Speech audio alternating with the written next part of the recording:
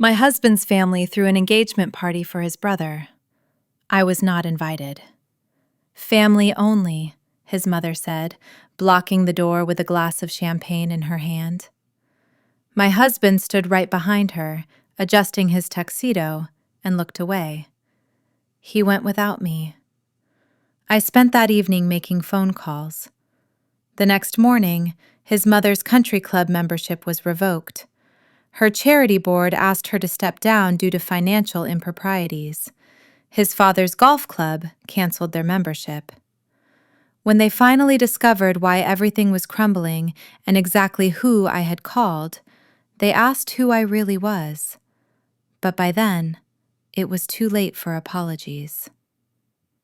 Before I tell you how I dismantled their entire fake empire in less than 12 hours, let me know where you are watching from in the comments. Hit like and subscribe if you have ever been underestimated by people who should have protected you. My name is Simone, and at 35 years old, I had mastered the art of being invisible. To the Bishop family, I was nothing more than a glorified administrative assistant, a woman who filed papers and answered phones for a living. They looked at my sensible sedans and off-the-rack blazers and saw a woman of no consequence. They had no idea that the company I supposedly worked for, Obsidian Capital, was actually mine. They had no idea that I was the one secretly buying up the bad debt that kept their luxury lifestyle afloat.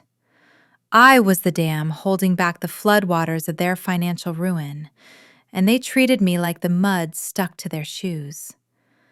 It was 6 p.m. on a Saturday. The air in the Bishop family's Victorian mansion was thick with the scent of expensive lilies and even more expensive desperation.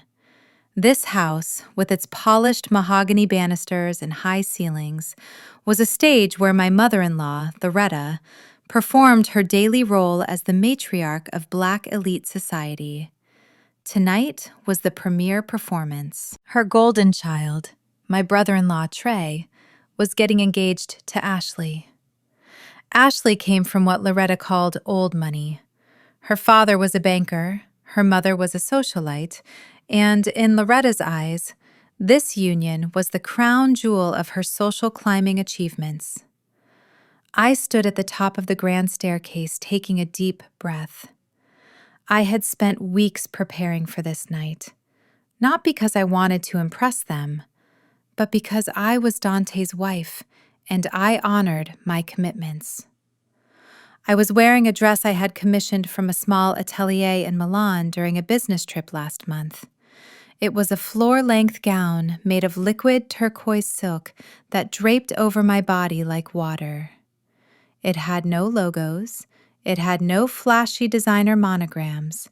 To the untrained eye, it was simple. To anyone who knew textiles, it was worth more than Loretta's entire wardrobe combined. I began to descend the stairs, the silk whispering against my skin. I felt elegant. I felt ready to play the part of the supportive sister-in-law. When I reached the bottom landing, Loretta was waiting for me. She looked like a disco ball that had exploded. She was wearing a gold sequined gown that was 2 sizes too tight, and she was dripping in jewelry. Her necklace featured a diamond the size of a pigeon's egg. I knew for a fact it was moissanite. I knew because I had seen the credit card statement from the jeweler when I paid off the minimum balance on her card last month to keep her credit score from tanking. She held up a hand, her long manicured nails painted a violent shade of red. "Stop right there, Simone," she said, her voice dripping with that fake sweetness she reserved for people she considered help. "Where do you think you are going?" I paused, my hand on the banister. The limousine was waiting in the driveway. The driver, whom I had hired and paid for, was idling the engine. "I am going to the engagement party, Loretta," I said, keeping my voice calm. "I am ready." Loretta laughed. It was a dry, brittle sound. She took a sip of her champagne and stepped closer, invading my personal space. She smelled of heavy perfume and anxiety. "Oh, honey, no. There's been a misunderstanding. Tonight is at the Gilded Oak. Do you understand what that means?" I stared at her. Of course I knew what it meant. The Gilded Oak was the most exclusive country club in the state. It was where the old guard of the African-American elite mingled with senators and oil tycoons. It was a place where lineage mattered more than liquidity. "It is a country club, Loretta," I said. "It is a sanctuary," she corrected, her eyes narrowing. And Ashley wanted tonight to be intimate, elegant, seamless. She invited family and distinguished guests only. "I am family," I said, my gaze shifting to the living room where my husband, Dante, was standing. "I am Dante's wife." Loretta clicked her tongue against her teeth. "You are Dante's wife on paper, Simone. But let's be realistic. Look at you. You are a secretary. You come from nowhere. You have no people. Ashley's family is coming all the way from Connecticut. Her father is a major investment banker. If you walk into the Gilded Oak wearing that plain blue dress, looking like you just clocked out of a shift, what will they think of us? You lower the property value of the family photo just by being in it." The insult was precise and practiced. She wanted me to feel small. She wanted me to feel like the dirt beneath her feet. But I didn't feel small. I felt a cold, hard rage beginning to crystallize in my chest. I looked past her, locking eyes with Dante. He looked handsome in his tuxedo, the one I had bought for him. He was checking his reflection in the hallway mirror, adjusting his silk bow tie. He heard every word his mother said. He heard her call me a nobody. He heard her dismiss our marriage. "Dante," I said, my voice cutting through the tension. "Are you going to let her speak to me like that? Are we going to the party or not?" Dante didn't look at me. He looked at his mother, then he looked at the floor, and finally, he busied himself with his cufflinks. He was a 35-year-old man who still needed his mother's permission to breathe. "Simone, look," he said, his voice weak. "Mom has a point. It is a high-stakes night. Ashley's dad is strict about the guest list. He barely tolerates outsiders. We need him to invest in the new development project. I cannot risk offending him by bringing extra people." Extra people. I felt the blood drain from my face. I wasn't his wife. I was extra people. I was clutter. "So that is it?" I asked, descending the final step so I was standing on the marble floor with them. "I am not invited to my own brother-in-law's engagement party because I am not fancy enough?" Loretta stepped between me and Dante, acting as a human shield. "It is not just that, Simone. It is about branding. We are building a dynasty here. Trey is marrying up. Dante needs to focus on networking tonight, not babysitting you and making sure you use the right fork. It is better for everyone if you stay here. Keep the house warm. Maybe catch up on your filing or whatever it is you do." She turned to Dante and snapped her fingers. "Dante, give her something for dinner. We don't want her starving while we are eating lobster thermidor." Dante reached into his pocket. He pulled out his leather wallet, the one with his initials embossed on it, a gift from me for our anniversary. He opened it and pulled out 3 $20 bills. He couldn't even look me in the eye. He just held out the cash, his hand trembling slightly. "Just order a pizza or something, Simone," he mumbled. "Don't wait up. I will probably stay at the hotel near the club tonight. It will be late. I looked at the $60 in his hand. Then I looked at his face. This was the man I had vowed to love and cherish. This was the man whose failed business ventures I had quietly bailed out 3 times in the last 2 years. This was the man who was standing there, letting his mother humiliate me for sport. I didn't take the money. I don't want your money, Dante, I said softly. Loretta snatched the bills from his hand and tossed them onto the entryway table. They fluttered down like dead leaves. Suit yourself, she scoffed. But listen to me closely, Simone. Do not touch anything in the refrigerator. The pâté and the truffles are for the brunch tomorrow with Ashley's parents. Do not embarrass us by eating the good food. She turned on her heel, her sequin dress rustling loudly. Come on, Dante. The limousine is waiting. We can't keep royalty waiting. Dante gave me one last fleeting look. It wasn't an apology. It was a look of relief. He was relieved he didn't have to defend me. He was relieved he could go play the part of the wealthy heir without his working-class wife dragging him down. He turned and followed his mother out the heavy oak door. I stood there in the silence of the foyer. I heard the heavy thud of the limousine trunk closing. I heard the engine purr as it pulled away, taking my husband and his family to a party that cost more than most people earn in a year. They left me standing there in a $4,000 dress they thought was a rag, in a house that was technically leveraged up to the chimney, owned by a bank that I could call on speed dial. Loretta thought she had won. She thought she had put the help in her place. She thought that by leaving me behind, she had secured her perfect night. I walked over to the table and looked at the 3 $20 bills. I picked them up. They felt crisp and cheap. I didn't cry. Tears are for people who are helpless. I wasn't helpless. I was the CEO of Obsidian Capital.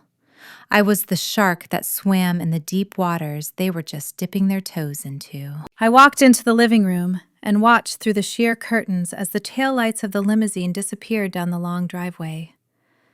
Enjoy the lobster, Loretta, I whispered to the empty room. It will be the last expensive meal you ever eat. I turned away from the window and walked straight toward the library. I didn't need a pizza. I had a feast of my own to prepare, and the main course was going to be the total and complete destruction of the Bishop family legacy. It was time to go to work. The silence in the house was not empty. It was heavy with the kind of peace that money could buy, even if the people who lived here didn't know whose money had bought it. It was 8:30 in the evening. By now, the appetizers would be circulating at the Gilded Oak. I imagined Loretta preening like a peacock, holding court in the center of the ballroom, while Dante hovered nearby trying to look important. I sat alone at the head of the dining table, which was long enough to seat 12 people. In front of me was not a greasy pizza box ordered with the $60 my husband had thrown at me. Instead, placed on a simple white porcelain plate, was a 6-ounce A5 Wagyu steak seared to a perfect medium rare. Beside it sat a glass of vintage Bordeaux, a bottle I had pulled from my private reserve hidden in the back of the cellar behind cases of cheap wine Loretta pretended to like. I sliced into the beef. It was tender, rich, and cost more than the tuxedo rental Dante was currently wearing. My private chef, Marcus, had slipped in through the service entrance 20 minutes after the limousine departed. He knew the drill. He knew that when the family was away, the real mistress of the house actually ate. He had prepared the meal in silence, gave me a sympathetic nod, and left without a word. He was on my payroll, not theirs. I took a bite, savoring the richness, letting the flavor ground me. I was not the pathetic, abandoned wife they imagined me to be, crying into a pillow upstairs. I was a woman fueling herself for a war. My phone vibrated against the mahogany table, shattering the quiet. I glanced at the screen. It was Aunt Clara. I hesitated. Clara was the only member of the Bishop family I tolerated. She was Loretta's younger sister, but she was everything Loretta was not. Clara was kind, honest, and, unfortunately for her, poor. Because she worked as a public school librarian and refused to marry for status, Loretta treated her like a embarrassing stain on the family lineage. If Clara was calling me from the party, something was wrong. I swiped to answer, activating the video. The screen was dark at first, the image grainy. Then it adjusted, revealing tiled walls and gold fixtures. Clara was hiding in the bathroom. The thumping bass of a live jazz band vibrated through the speaker, muffled but distinct. "Simone," Clara whispered, her face filling the frame. She looked flushed, her eyes wide with a mixture of anger and panic. "Are you okay, baby?" "I am fine, Aunt Clara," I said, taking a sip of wine. "I am having a quiet dinner. Why are you hiding in the toilet?" Clara let out a shaky breath. "Because I cannot stand to be out there with them. I cannot stand it, Simone. It is sickening. The way they are talking, the way they are acting." I asked where you were. I asked Dante loud enough for people to hear. I set my fork down. "And what did he say?" Clara looked away, her lips thinning into a tight line. "He didn't say anything, Simone. He just looked at his mother." "And Loretta? She told me you were under the weather. She told everyone you were struggling with a migraine because the stress of your administrative job was too much for you. She made a joke about how you are not cut out for high-pressure environments." I laughed. It was a low, dry sound. Stress of my administrative job. If only she knew that the stress I managed daily involved moving millions of dollars across international borders and restructuring failing corporations. "Let me see, Clara," I said. "Show me." "You don't want to see this," Clara warned. "I need to see it," I commanded, my voice dropping an octave. "Take the phone out there. Keep it low. Just show me the room." Clara hesitated, but she nodded. She respected me. She was the only one who suspected that there was more to me than paper filing and budget sedans. She opened the bathroom door, and the noise of the party surged, a wave of laughter and clinking crystal. The camera moved. I watched on my screen as Clara navigated through the crowd. The ballroom at the Gilded Oak was undeniably beautiful.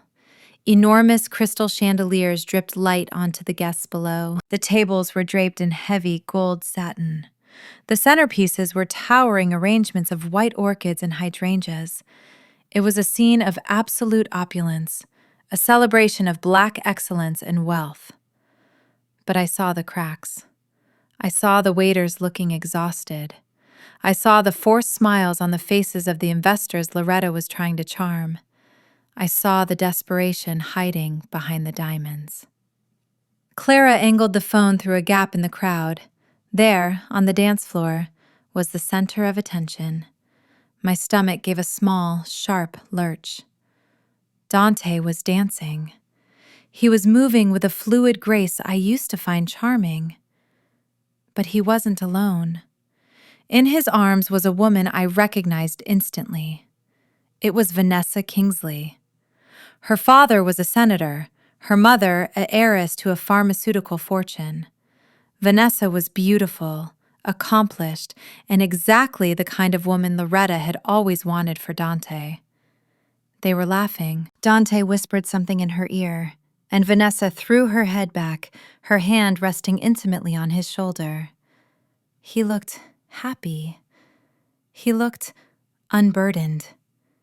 He didn't look like a man whose wife had been left behind. He looked like a man who had been set free. "He looks comfortable," I said to the empty room. Clara moved the camera again. The music died down. A hush fell over the room. On the raised stage at the front of the hall, Loretta stepped up to the microphone. The spotlight hit her gold sequin dress, making her look like a supernova of ego. She tapped the microphone. "Good evening, everyone," Loretta purred, her voice amplified across the hall. "Thank you all for joining us to celebrate love, legacy, and the future of the Bishop family." The crowd applauded. Loretta beamed, basking in the attention. She gestured to the side of the stage where Trey and Ashley were standing, holding hands. "To my son Trey and his beautiful bride-to-be, Ashley, you represent the merging of two great families, the continuation of excellence." She paused, letting the applause wash over them. Then her gaze shifted. She looked out into the crowd, scanning the faces until she found Dante. "And I must speak of my eldest son, Dante," she continued, her voice taking on a sympathetic, almost conspiratorial tone. "We all know that life does not always go according to plan. Sometimes we make choices when we are young and naive that do not serve our ultimate destiny." My hand tightened around the stem of my wineglass. I knew what was coming. I could feel it in the air, a physical weight pressing down on my chest. "But tonight," Loretta said, her voice brightening, "we celebrate new beginnings. We celebrate clarity. Dante is here tonight not just as a brother, but as a man who has refocused his priorities."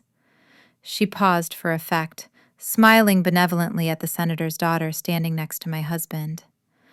"Dante is currently single," she announced. The words hung in the air, clear, unmistakable. "Dante is currently single and ready for opportunities that are finally worthy of his potential. We are so proud of him for making the hard decisions necessary to protect this family's future." The room erupted in applause. There were cheers. I watched the screen, waiting. I was waiting for Dante to step forward. I was waiting for him to take the microphone. I was waiting for him to shake his head to say, "No, that is not true. My wife is at home." I watched my husband. He stood there, bathed in the warm glow of the chandeliers. He looked at his mother. He looked at the senator's daughter beside him. He looked at the room full of people who represented the approval he had craved his entire life. Dante smiled. It was a weak, placating smile, but it was a smile nonetheless. He reached for a glass of champagne from a passing waiter. He raised the glass toward his mother, acknowledging her toast. He raised the glass to the room, accepting their applause. He didn't speak. He didn't defend me. In that silence, in the lifting of that crystal flute, he erased 5 years of marriage. He erased the nights I stayed up helping him write business proposals. He erased the times I held him while he cried because he felt like a failure. He erased me. On the screen, the camera shook violently. Clara had gasped. "Oh my God," Clara whispered. "Simone, I am going to go slap him. I am going to go up there and—" "No," I said. My voice was ice cold. It surprised even me. "Don't do anything, Clara." "But Simone, he just made his choice, Clara," I interrupted. "Let him enjoy it. Let him have his moment. It is the last happy moment he is going to have for a very long time." I stared at the image of my husband one last time. He was clinking glasses with Vanessa. He looked relieved. He thought the problem was solved. He thought that by leaving me at home, by letting his mother lie, he had secured his place in this glittering world. "Go home, Clara," I said softly. Leave the party. You don't want to be there when the lights go out. I didn't wait for her response. I tapped the red icon and ended the call. The room went silent again. The image of Dante raising that glass was burned into my retinas. I looked down at my half-eaten steak. I wasn't hungry anymore. The rage that had been simmering in my gut had cooled into something solid, heavy, and incredibly sharp. I stood up, picking up my wine glass. I walked out of the dining room, my heels clicking rhythmically on the hardwood floors. I didn't go to the bedroom to cry. I didn't go to the living room to smash wedding photos. Those were the reactions of a wife. I wasn't a wife anymore. I was a creditor. I walked down the hallway to the back of the house, to the room Dante and Loretta called the junk room. It was where they thought I kept my sewing machine and my files from my little administrative job. I reached the heavy steel door. To them, it looked like a standard security door for a storage closet. I placed my right hand on the panel next to the frame. A hidden scanner illuminated, a thin beam of blue light tracing my fingerprints. Identity confirmed, Simone Vance. The locks disengaged with a heavy mechanical thud that echoed the finality of my marriage. I pushed the door open and stepped into the darkness. The air inside was cool, climate-controlled to protect the servers humming softly in the corner. I flicked the switch and the room flooded with stark, white light. This was not a sewing room. It was a command center. 3 curved monitors sat on a glass desk. Walls were lined with filing cabinets containing the darkest financial secrets of the city's elite. I sat down in my leather chair, the leather creaking softly. I placed my wine glass on the coaster. I looked at the black biometric safe built into the desk. I pressed my thumb against the sensor. The lid hissed open. Inside, resting on black velvet, were the files. The files I had compiled over 3 years. The files I had hoped I would never have to use. I reached in and pulled out the thickest folder, the one labeled Obsidian Capital, Asset Recovery. Dante wanted to be single. He wanted to be a man of potential. He wanted to live in a world where money defined worth. I opened the file. The first page was a promissory note for the very house I was sitting in. I picked up my phone. It was time to introduce my husband to the real owner of his life. The house was silent, but it was not peaceful. It was the heavy, suffocating silence of a tomb before the stone is rolled away. I sat in my ergonomic leather chair, the kind that adjusted to every curve of my spine, costing more than the entire catering budget for the party I had been banned from. The room was bathed in the cool blue light of the server towers humming in the corner. To Dante and Loretta, this was just a storage room where Simone kept her little files and scrapbooks. To the financial world, this was the nerve center of a predator.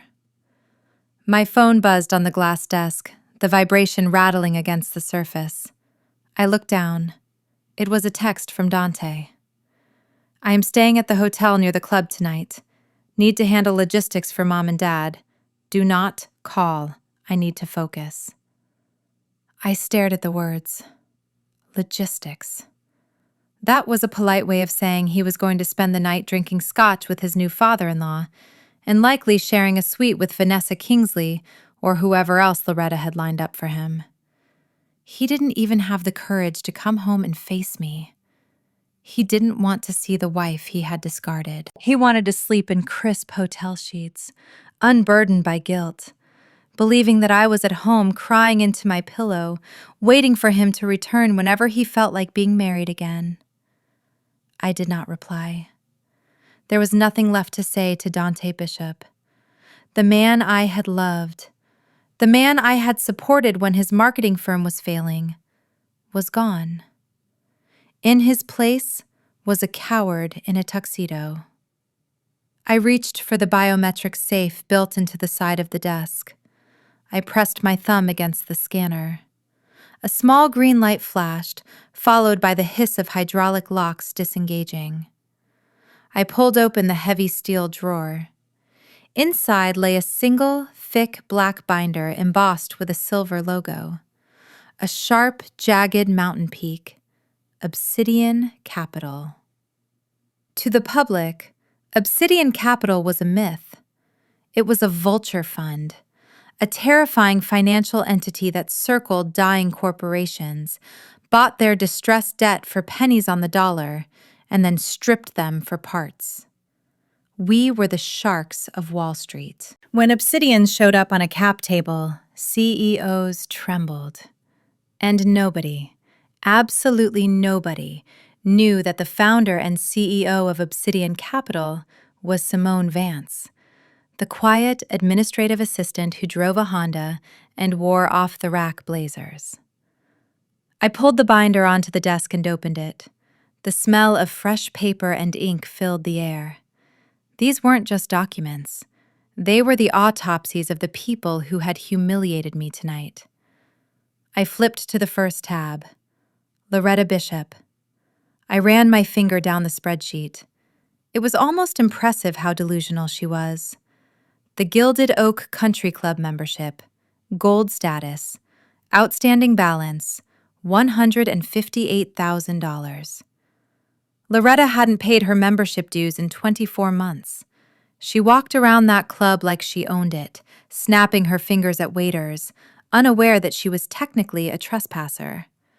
The club management had prepared to revoke her membership and ban her for life 2 years ago, but I had stopped them. I remembered the day the file crossed my desk. I had used a shell company to contact the club.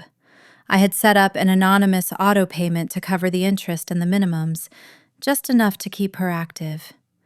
I told myself I did it for Dante. I did it because Loretta's social standing was the only thing that gave her joy, and I wanted peace in the family.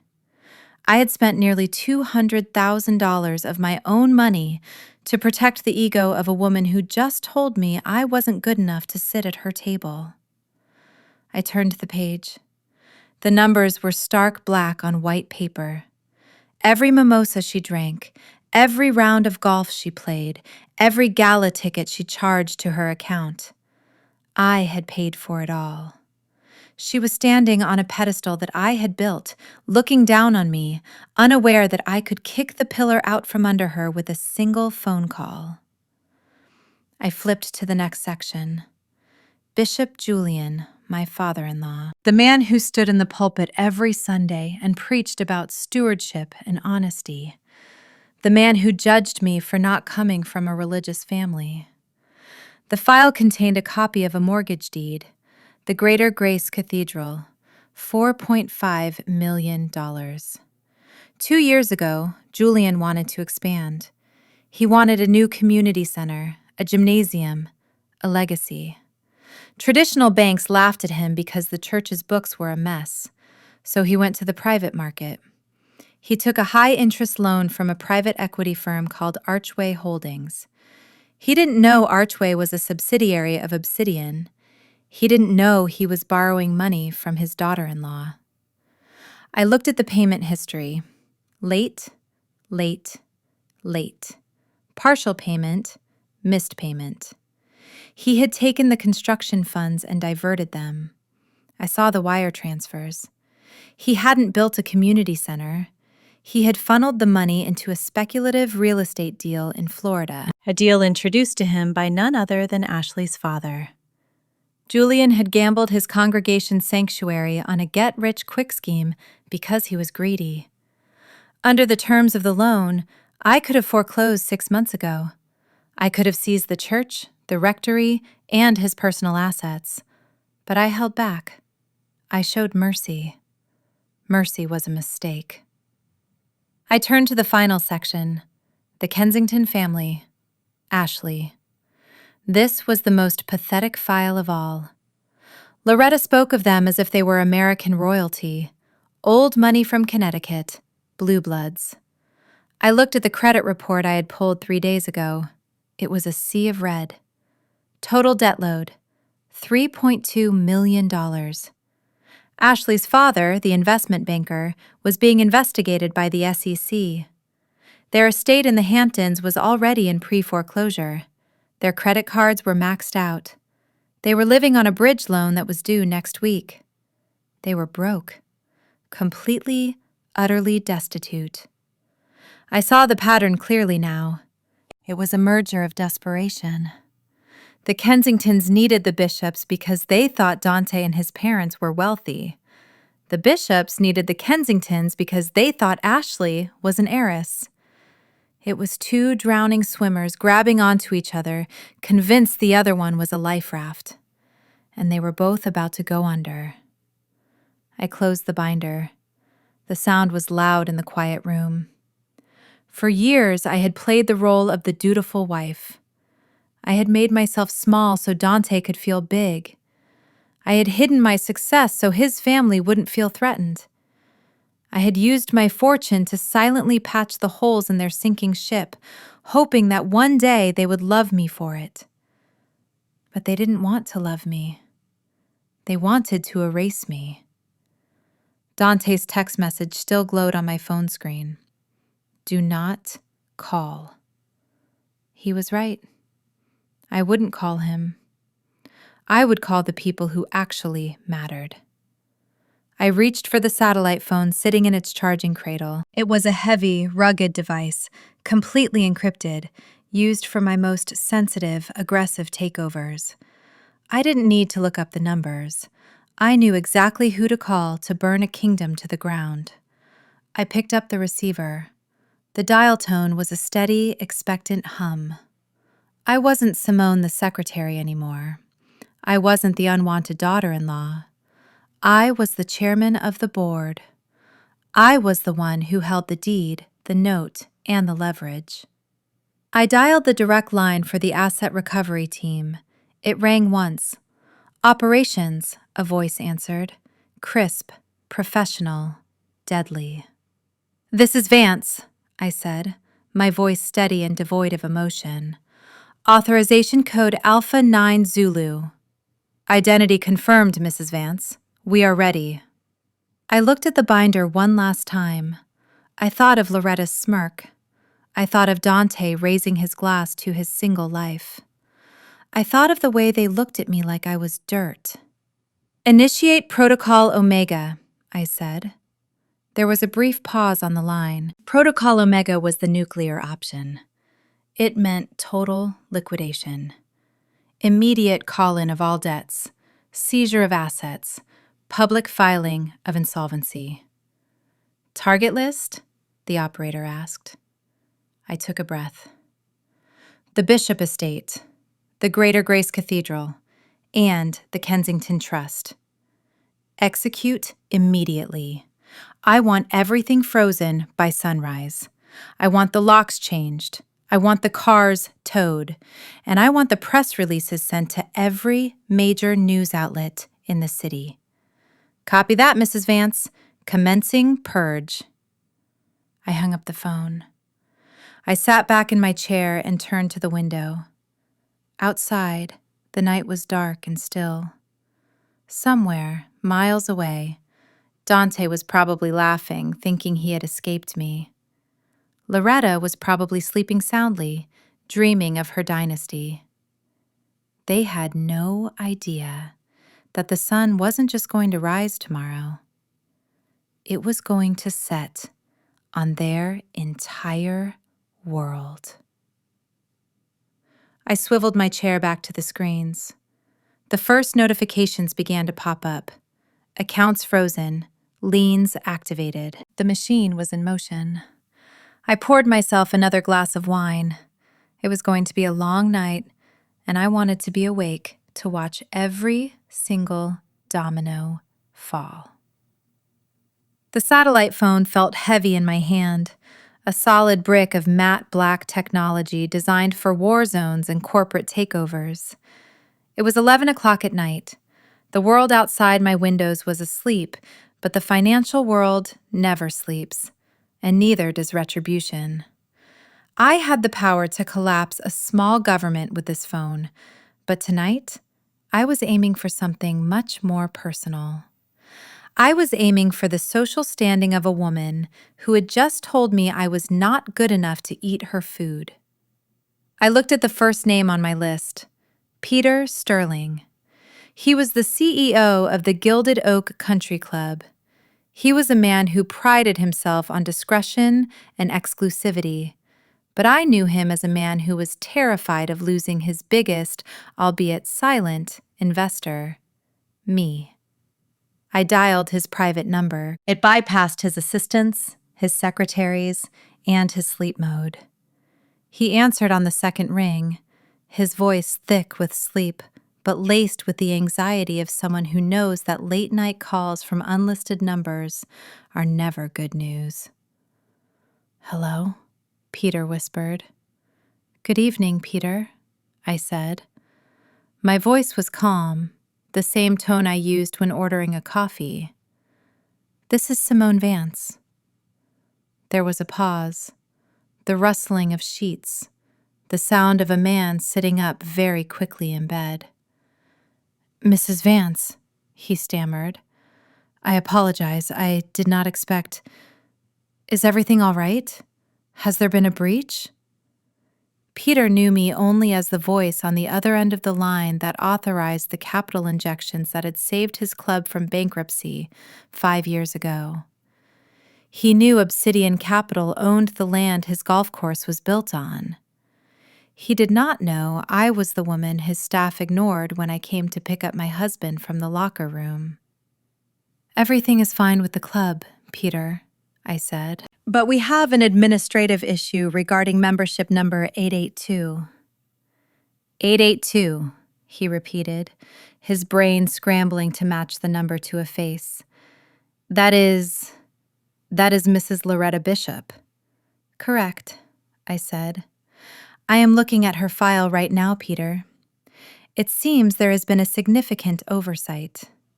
Mrs. Bishop has been enjoying the privileges of a Diamond member, the private locker, the unlimited guest passes, the house account at the bistro. However, looking at the ledger, Mrs. Bishop has not paid her annual dues or her monthly minimums in 24 months. Peter cleared his throat nervously. "Well, yes, Mrs. Vance. As you know, the billing for that account was rerouted. An anonymous trust has been covering the arrears and the interest. We were instructed not to disturb Mrs. Bishop with invoices. That trust has been dissolved as of 10 minutes ago, Peter," I said. The silence on the line was deafening. Peter was a smart man. He understood immediately what this meant. The safety net was gone. "I see," he said slowly. "So we should resume standard billing?" "No, Peter, you are not listening." I leaned back in my chair, swirling the wine in my glass. Standard billing implies a customer in good standing. Loretta Bishop is not a customer. She is a squatter. She has racked up $158,000 in unpaid services.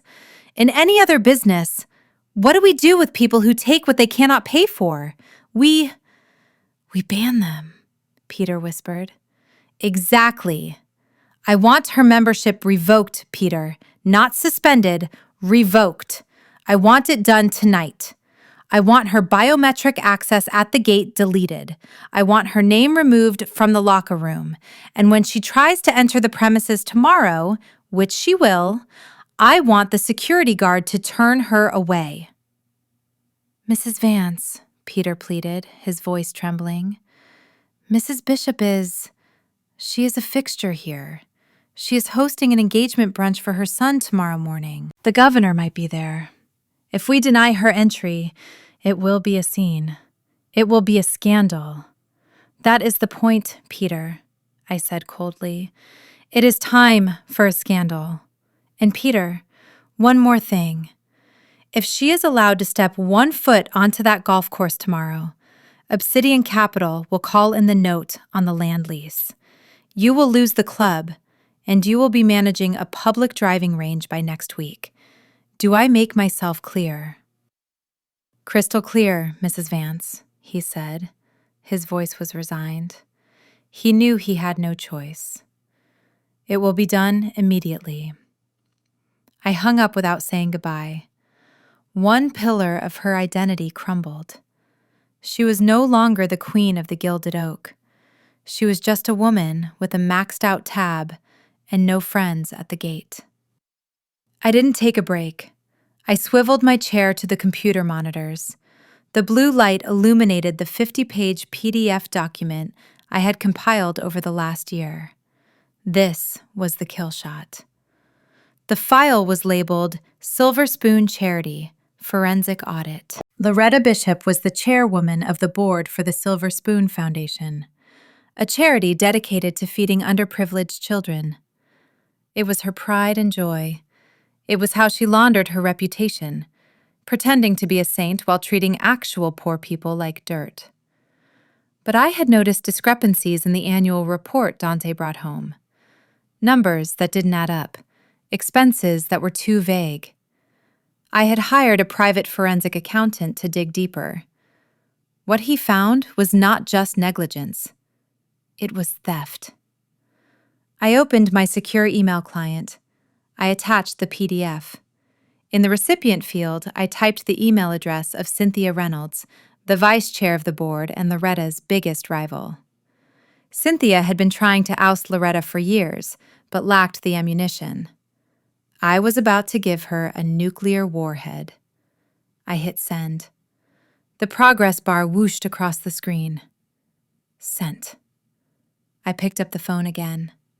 Cynthia was a night owl. She would be awake.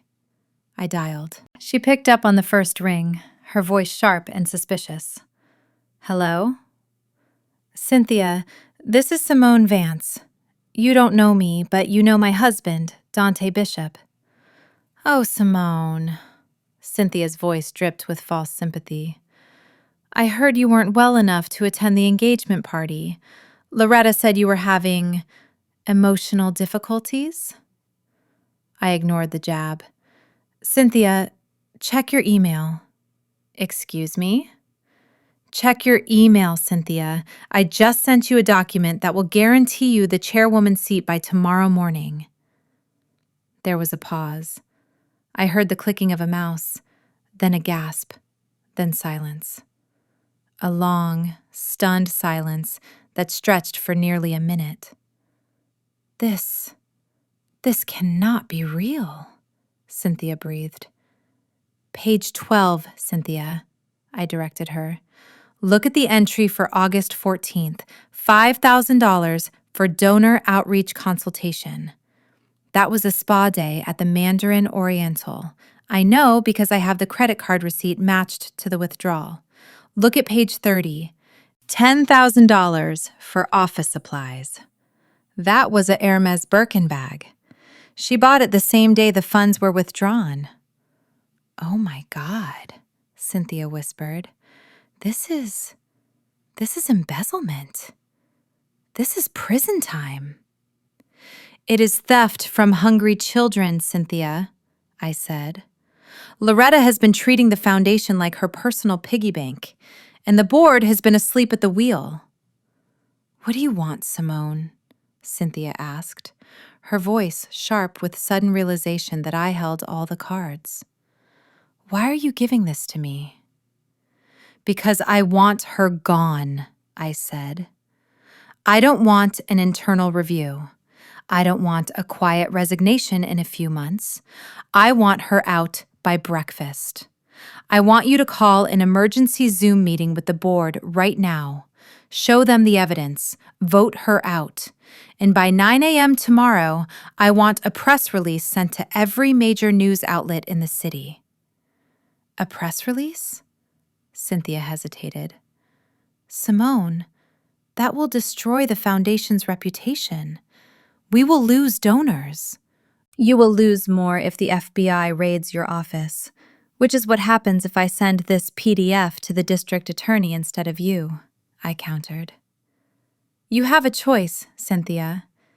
You can be the hero who discovered the corruption and purged it, saving the charity. Or you can be the accomplice who went down with the ship. Which one do you want to be?"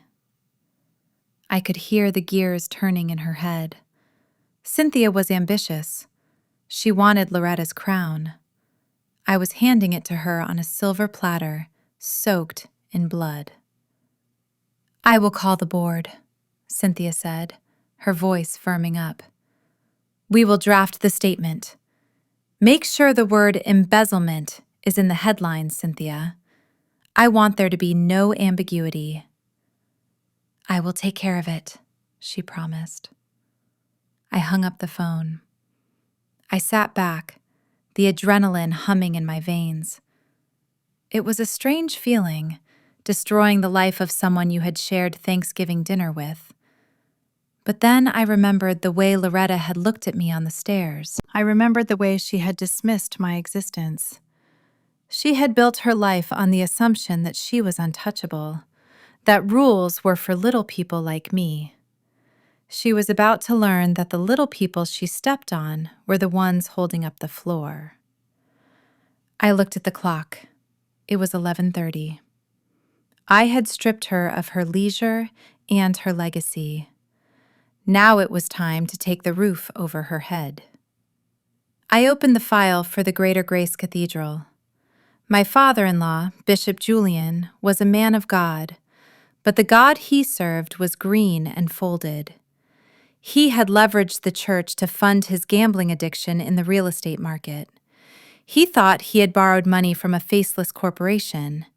He didn't know that every time he missed a payment, he was sending a notification to my desktop. I pulled up the loan agreement. It was a predatory loan, the kind designed for high-risk borrowers. It had a clause called the insecurity clause. It allowed the lender to demand full repayment immediately if they believed the borrower's financial condition had deteriorated or if the collateral was at risk. I typed in the command, "Execute loan recall." The system prompted me for a confirmation. "Are you sure? This action is irreversible." I thought about Julian. I thought about how he quoted scripture to silence me. I thought about how he told Dante that a wife should be submissive. I thought about how he was currently at a party, drinking champagne paid for with stolen money. I clicked yes. The command was sent. At 9 a.m. tomorrow, the sheriff's deputies would arrive at the church to padlock the doors. But before that, the automated banking system would freeze his personal accounts to cover the deficit. I had fired the first 3 shots: the country club, the charity, the church. The Bishop family was currently sleeping in their beds, dreaming of their dynasty.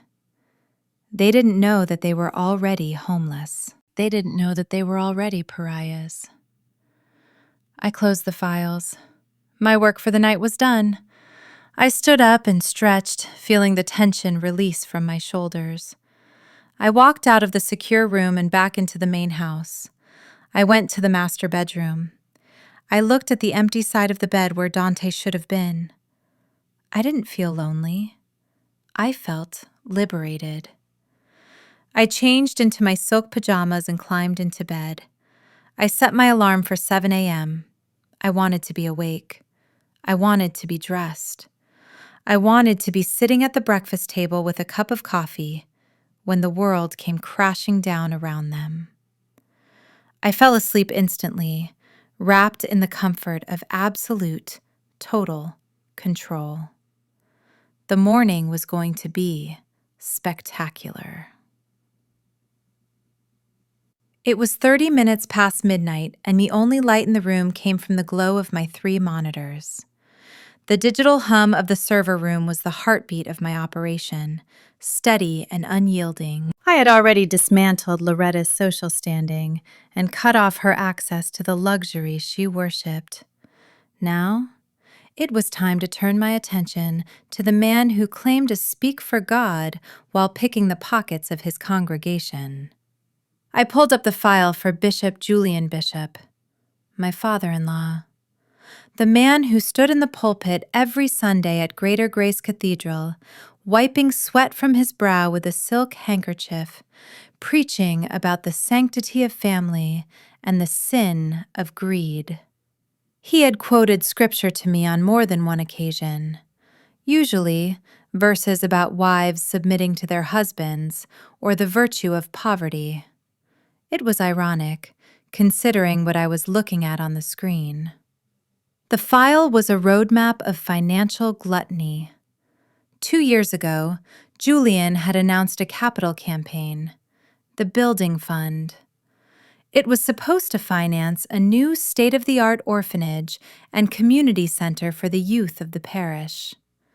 Little old ladies had given their pension checks. Families struggling to pay rent had tithed extra, believing they were investing in the future of their children. I looked at the transaction history for the Building Fund account. It should have had over $1 million in it. Instead, the balance was $42.15. Where had the money gone? I traced the wire transfers. They didn't go to contractors. They didn't go to architects. They went to a shell company in the Cayman Islands called K Holdings. I opened the dossier on K Holdings. It took me less than 30 seconds to find the beneficial owner, Richard Kensington, Ashley's father. The pieces of the puzzle slammed together with sickening clarity. Julian hadn't invested the church's money in a legitimate project. He had given it to Richard Kensington, believing the man was a financial wizard who could double the investment in 6 months. Julian thought he was being savvy. He thought he could use the church's money to make a personal profit before putting the principal back. But Richard Kensington wasn't a wizard. He was a black hole. I switched screens to the file on the Kensingtons. Loretta bragged about their lineage. She talked about their summer home in Martha's Vineyard and their pure bloodline. But numbers don't care about bloodlines. The numbers showed a man running a classic Ponzi scheme.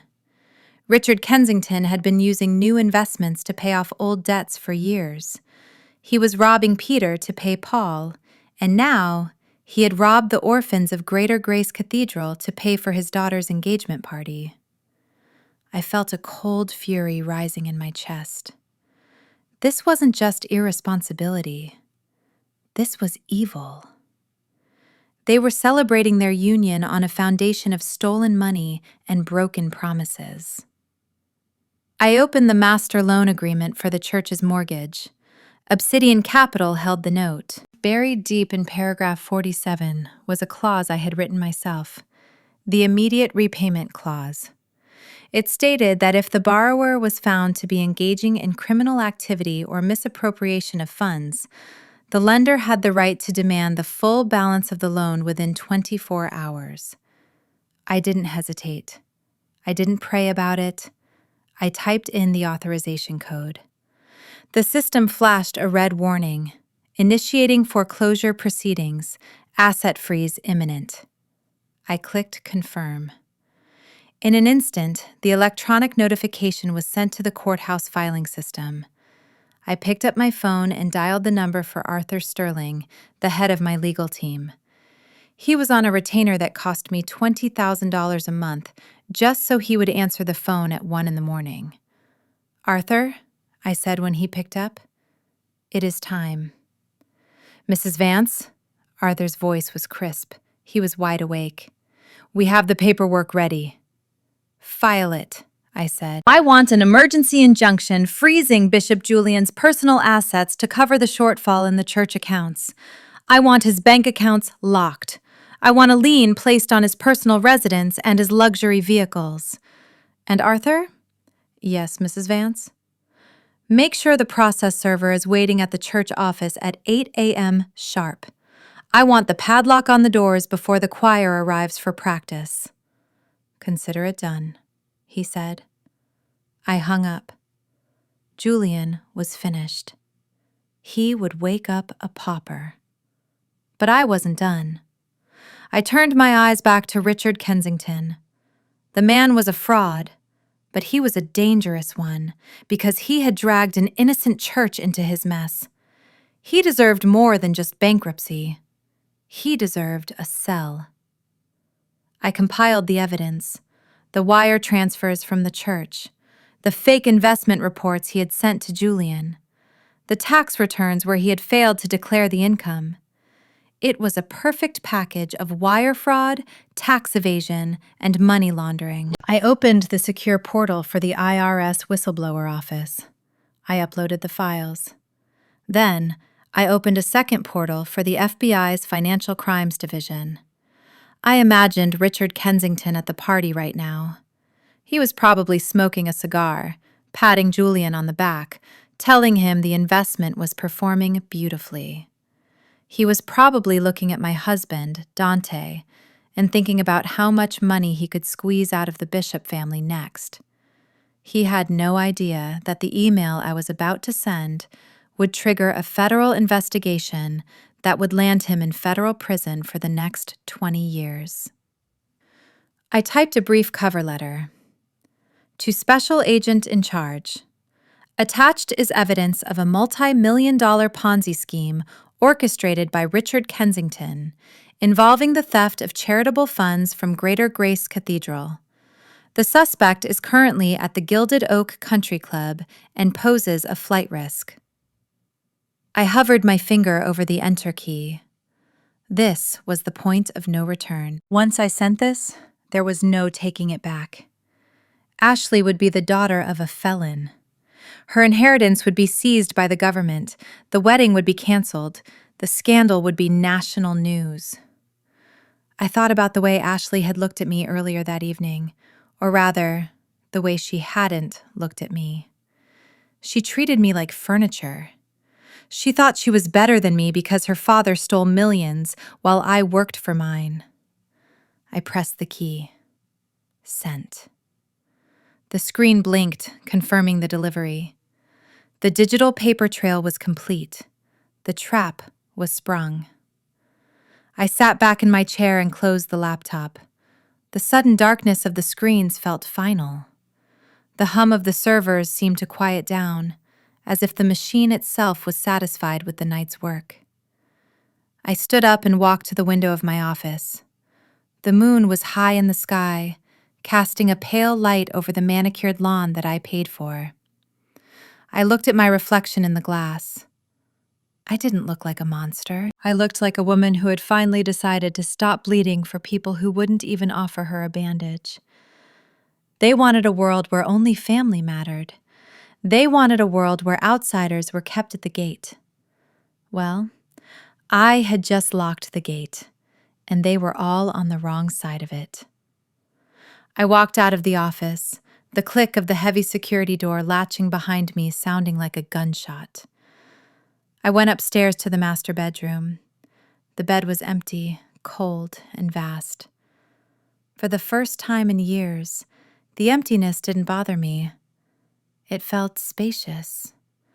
It felt like room to breathe. I crawled under the duvet, the silk cool against my skin. I closed my eyes, but my mind was already playing the movie of tomorrow morning. I could see the confusion. I could hear the screaming. I could see the exact moment when their arrogance would turn to dust. Let's see if their blue blood can save them when the green money runs out. I whispered into the darkness. I fell asleep with a smile on my face, waiting for the sun to rise on the ruins of the Bishop Empire. The morning sun that flooded the dining room was offensively bright. It magnified the headache I didn't have, but knew everyone else at the table was suffering from. It was 7:30 in the morning. The air smelled of freshly ground Arabica coffee, maple syrup, and the heavy, lingering scent of entitlement. I sat at the far end of the long mahogany table, the spot usually reserved for children or unwanted guests. My hands were wrapped around a ceramic mug containing black coffee. It was the only thing on the table that I had been allowed to touch. The rest of the surface was groaning under the weight of a feast. There were stacks of waffles topped with berries, platters of crispy bacon, scrambled eggs with truffles, and a crystal pitcher of orange juice that caught the light like liquid gold. My private chef, Marcus, had prepared it all before disappearing, leaving the Bishop family to believe that this bounty had simply manifested because they deserved it. Loretta was at the head of the table, wearing a silk dressing gown that probably cost more than my first car. She looked tired, the bags under her eyes hidden behind oversized sunglasses, but her energy was manic. She was running on the adrenaline of what she believed was the greatest triumph of her life. To her right sat Bishop Julian, nursing a Bloody Mary. To her left were the happy couple, Trey and Ashley, who were leaning into each other and whispering giggles. And then there was Dante. My husband sat across from me, but he might as well have been on another planet. He was attacking a stack of waffles with a vigor that suggested he hadn't eaten in days. He was still wearing the dress shirt from the night before, unbuttoned at the collar, sleeves rolled up. He looked disheveled in a way that Loretta probably thought was charmingly rogue, but to me, he just looked like a mess. "Did you see the way Vanessa Kingsley was looking at you last night, Dante?" Loretta asked, her voice raspy but loud. "She practically melted into the floorboards when you asked her to dance." Dante chuckled, his mouth full of food. He glanced at his mother, a boyish grin spreading across his face. "She is a nice girl, Mom. We had a good talk about her father's legislation." "Nice girl," Loretta scoffed, waving a fork in the air. "She is a senator's daughter, Dante. She is a power player. And did you see how her mother was eyeing you? They know a catch when they see one. It is about time you put yourself back on the market properly." I took a sip of my coffee. The liquid was bitter, grounding me. They were talking about my husband's dating prospects while I was sitting 3 feet away. It wasn't just disrespectful. It was a complete erasure of reality. In their minds, I was already gone. I was just a ghost, haunting the furniture until they found a way to exorcise me. Ashley chimed in, her voice light and airy. She was wearing a white cashmere lounge set that looked pristine. Oh, Dante was definitely the star of the after-party. My dad said he hasn't seen a young man with that much charisma in years. He said you remind him of himself at that age. I almost choked on my coffee. If Dante reminded Richard Kensington of himself, that meant Dante was on his way to a federal indictment. It was the most accurate thing anyone had said all morning, though they didn't know it yet. Dante beamed at the compliment. "Your dad is a great guy, Ashley. We talked about some investment opportunities. I think he is going to help me structure the new marketing firm expansion." I lowered my mug. The delusion was suffocating. Dante was planning business deals with a man who was currently being investigated by the FBI because of an email I had sent 7 hours ago. They were building castles in the sky while standing in a pit of quicksand. Loretta turned her head, her sunglasses reflecting the room. Her gaze landed on me, and the smile instantly vanished from her face. It was like a switch had been flipped. "Simone," she said, her tone shifting from celebratory to commanding. "When you are finished with that coffee, I need you to go upstairs and freshen up the guest suite." I didn't move. I didn't blink. I just looked at her. "Excuse me," I said calmly. Loretta sighed, an exaggerated sound of patience wearing thin. "The guest suite, Simone. Ashley and Trey are going to be staying here for a few days while we finalize the wedding plans. Ashley is used to a certain standard of cleanliness. The cleaning crew doesn't come until Monday, and I don't trust them with the delicate fabrics anyway." She gestured vaguely at me with a piece of toast. "You know how to fold sheets properly. Make sure the pillows are fluffed. And check the bathroom. I think there was a spot on the mirror." The table went quiet. They were all watching me. This was a test. Loretta was establishing the hierarchy for the new family dynamic. Ashley was the princess. I was the maid. Ashley offered a small, apologetic smile that didn't reach her eyes. "Sorry, Simone.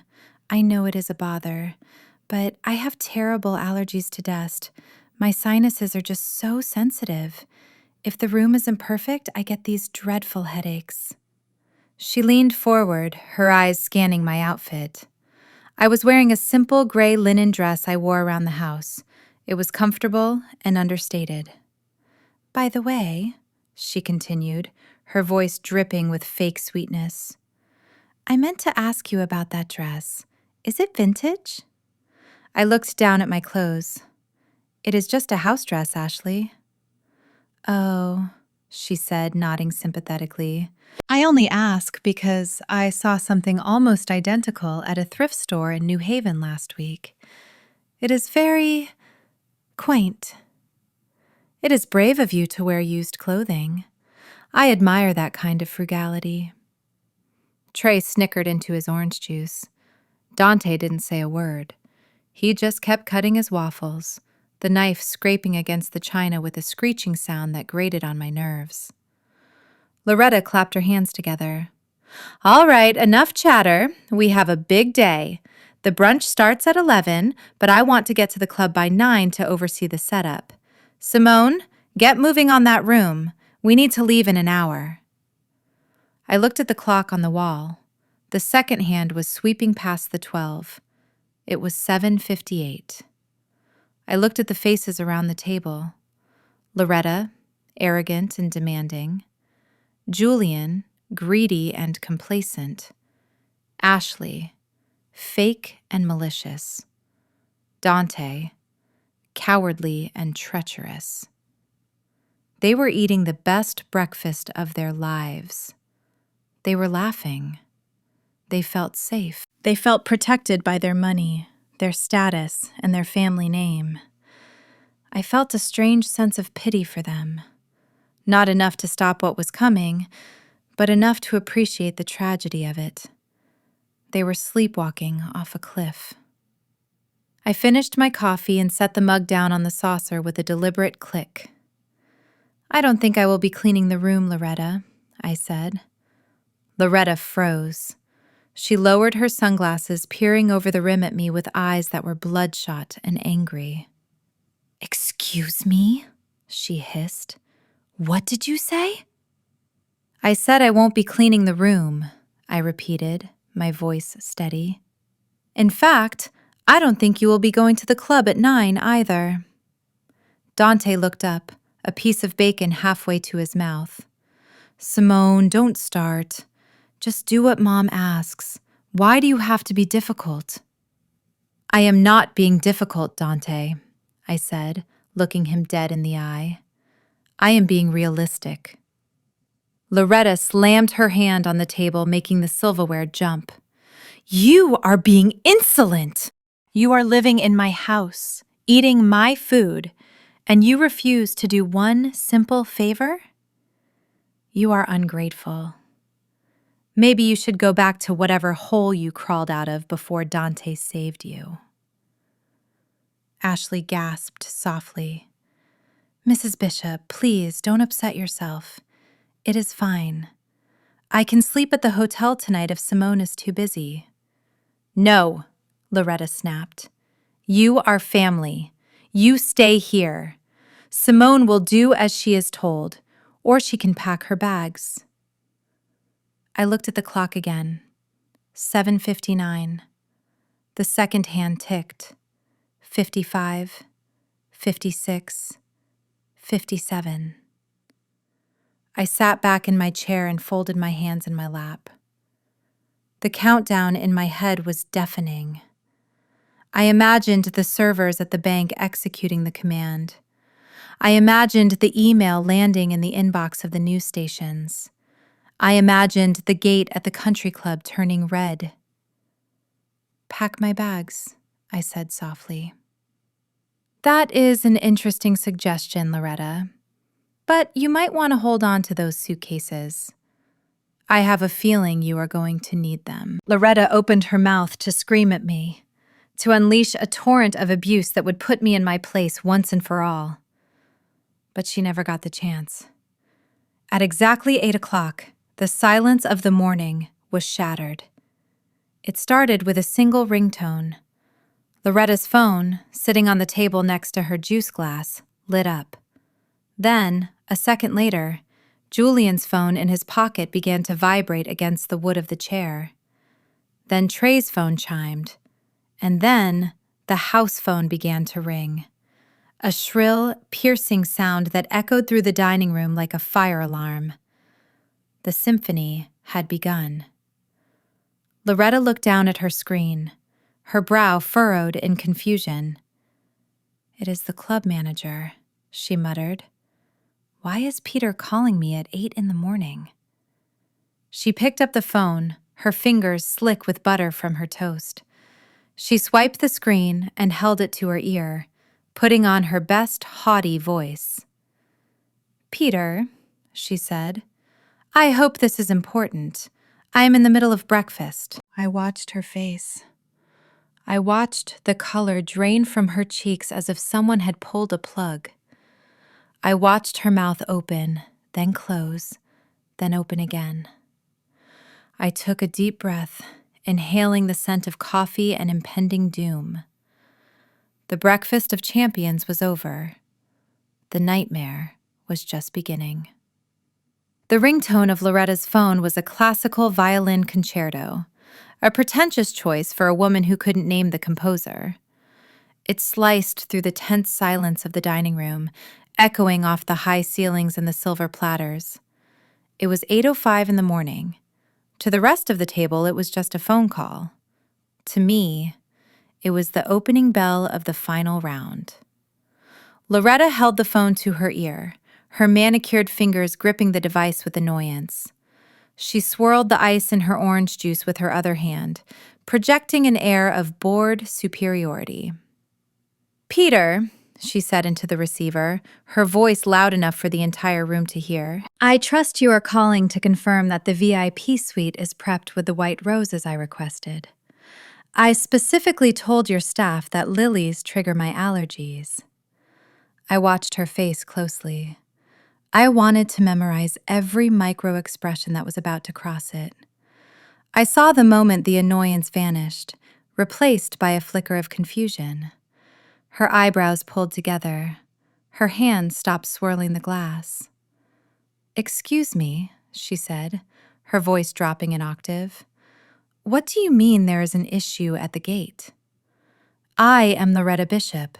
I do not have issues at the gate." The room went quiet. Even the scraping of Dante's knife against his plate stopped. Everyone sensed the shift in the atmosphere. The sun was still shining, the bacon was still crisp, but the air had suddenly turned cold. Loretta's face began to flush, a deep, blotchy red creeping up her neck. She stood up from her chair, knocking her napkin onto the floor. "Denied entry," she repeated, the words coming out as a screech. "Peter, are you out of your mind? I have been a Diamond member for 20 years. My husband is a bishop. We are the pillars of this club." She listened for a moment, and then her eyes bulged. She looked like a fish pulled out of water, gasping for air. "A list," she whispered, her voice trembling with rage. "You put my name on a list? At the guard shack? Like a common criminal? Like the help?" She wasn't looking at me, but I felt the heat of the comparison. For years, she had treated me like I belonged outside the gate. Now, she was the one standing on the curb. I took a slow sip of my coffee. It tasted like victory. I knew exactly what Peter was telling her. I knew he was explaining that her account was $158,000 in arrears.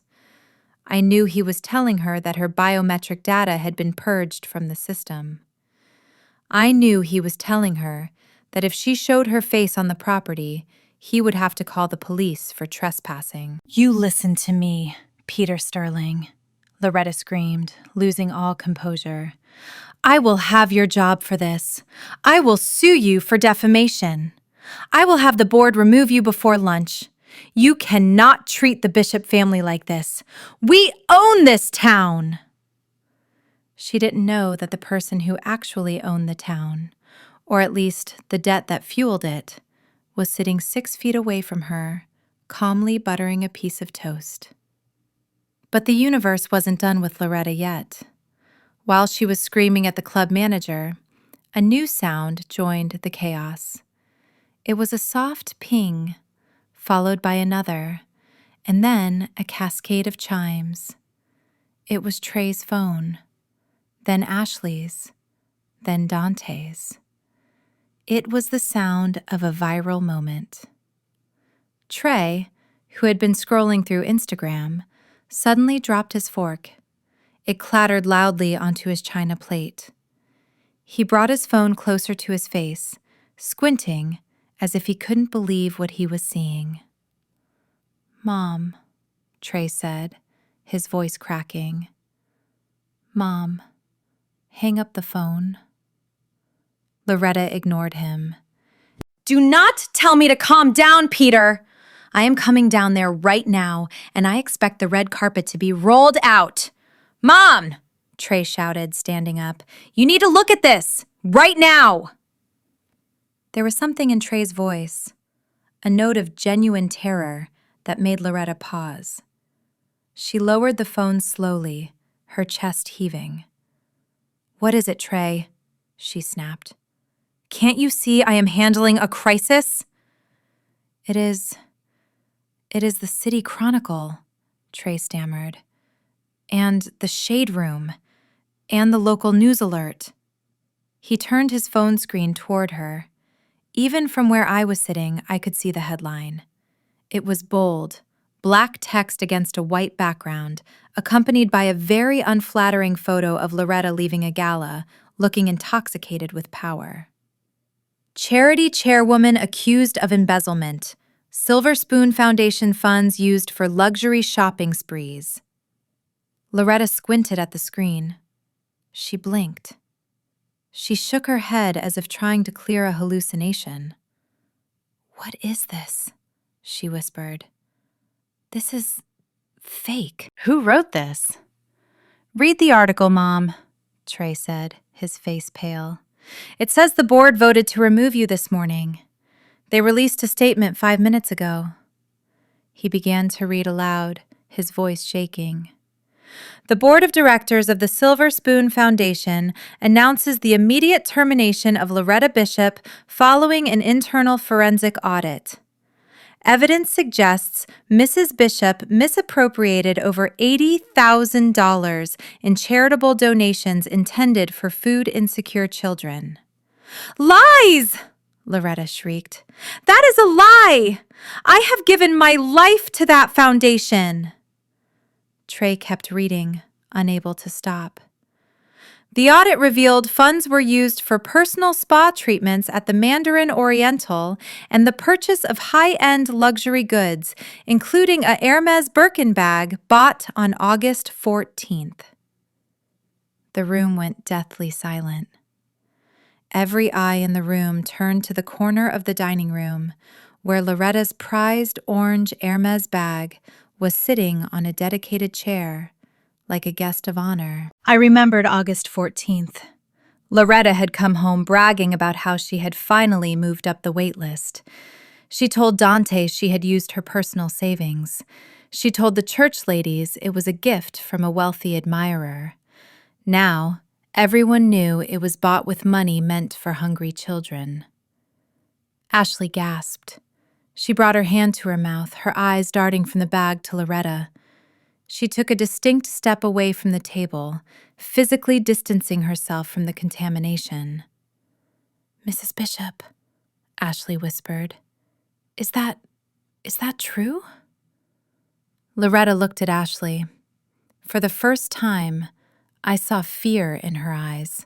Not anger, fear. She was losing her audience. She was losing the facade she had spent 40 years constructing. "Of course not," Loretta stammered. "It is a setup. It is a clerical error. Cynthia Reynolds has always been jealous of me. She planted this." She grabbed her phone again, her fingers fumbling over the screen. "I need to call the board. I need to call the lawyers. I need to sue everyone." But her phone slipped from her sweaty palms and crashed onto the hardwood floor. Loretta stared at it. She looked at Dante, her eyes pleading for him to fix it. "Dante, do something," she wailed.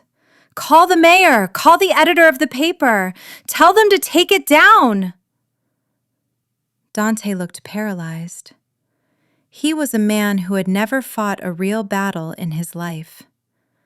He looked at the headline on Trey's phone. He looked at the Hermes bag. He looked at his mother, who was rapidly unraveling before his eyes. "Mom, I don't know the mayor's number," Dante mumbled. "And if it is on the news—" "You are useless!" Loretta screamed. She grabbed the edge of the table to steady herself. Her breathing was coming in short, ragged gasps. "I am the victim here. Does no one see that? I am being targeted!" She turned to look at me. Perhaps she expected me to be gloating. Perhaps she expected me to be cowering. But I was doing neither. I was simply watching. I was the witness to her destruction. And in my eyes, she saw something that terrified her more than the headlines. She saw knowledge. She pointed a shaking finger at me. "You," she wheezed. "You are sitting there. You are so quiet. Why are you so quiet?" I didn't answer. I didn't have to. Because at that moment, Loretta Bishop's legs gave out. The stress, the shock, and the crushing weight of public humiliation hit her all at once. Her knees buckled. She crumpled toward the floor, her silk dressing gown billowing around her like a parachute failing to open. She didn't hit the ground hard. She caught herself on the chair, sliding down into a heap of expensive fabric and despair. She clutched her chest, gasping for air, playing the victim until the very end. "Mom!" Dante shouted. He leaped from his chair, knocking it over. He rushed to her side, dropping to his knees. Trey followed, still holding his phone, live streaming his own mother's collapse to his followers, whether he meant to or not. "Mom, breathe!" Dante yelled. "Ashley, get some water!" Ashley didn't move. She stood frozen near the buffet, looking at Loretta with a mixture of horror and disgust. In her world, scandals were handled quietly, behind closed doors. This was loud. This was messy. This was low class. "I cannot believe this," Ashley muttered to herself. "My father is going to be furious." Bishop Julian sat at the table, staring into his Bloody Mary. He hadn't moved to help his wife. He was staring at the wall, catatonic. Perhaps he realized that if the charity was being audited, the church was next. Perhaps he was doing the math in his head and realizing he came up short. Dante looked up at me, his eyes wide and wet with panic. "Simone, don't just sit there! Call 911! Mom is having a heart attack!" I looked at Loretta. She wasn't having a heart attack. She was having a panic attack, induced by the sudden realization that she was a fraud. Her color was fine. Her breathing was dramatic but steady. She was looking for an escape hatch, a medical emergency to delay the consequences. I reached for my phone, but I didn't dial 911. I checked my email. A notification had just come in from Arthur, my lawyer. Subject: Asset freeze executed. Sheriff dispatch confirmed. I looked at Dante. "She is fine, Dante," I said quietly. "She is just realizing that the bill has finally come due." Dante stared at me, shock replacing the panic. "How can you be so cold? She is your mother-in-law." "She is a thief, Dante," I said, standing up. "And judging by the sirens I hear in the distance, I don't think an ambulance is what is coming for her." I walked over to the window. Far down the long driveway, past the manicured hedges and the stone lions, I saw blue lights flashing. Loretta moaned from the floor. "My club, my reputation, my bag." It was pathetic. It was tragic. And it was exactly what she had ordered. I turned back to the room. The chaos was swirling, but I was the eye of the storm. "You might want to help her up, Dante," I said. "It looks bad for the cameras if she is on the floor when the sheriff arrives to serve the eviction notice." "Eviction notice?" Julian finally spoke, his voice croaking. "What are you talking about?" But before I could answer, the doorbell rang. It wasn't the polite chime of a guest. It was the heavy, authoritative pounding of the law. The first domino had fallen. The second hit the table. Now the whole house of cards was about to come down. The doorbell had stopped ringing, but the echo of authority lingered in the hallway.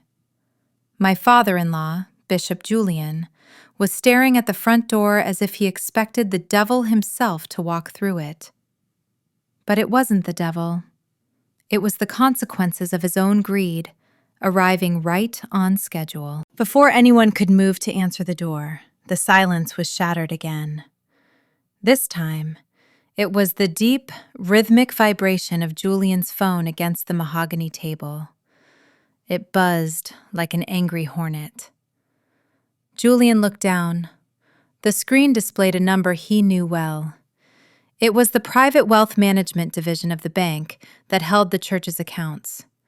For a brief second, relief washed over his face. He thought this was his lifeline. He thought his banker was calling to clear up a misunderstanding, or perhaps approve an overdraft. He picked up the phone with a trembling hand, clearing his throat to summon the booming voice he used from the pulpit.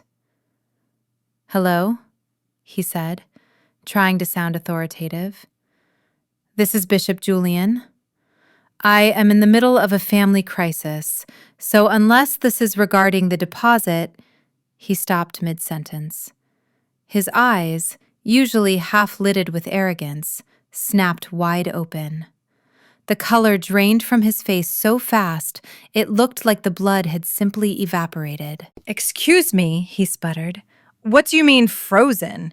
That is impossible. I am a signatory on that account. I demand to speak to the branch manager immediately." I watched him from over the rim of my coffee cup. I knew exactly who was on the other end of the line. It wasn't the branch manager. It was the risk assessment officer, executing the order I had authorized 7 hours ago. Julian listened for another 10 seconds, his breathing becoming shallow and rapid.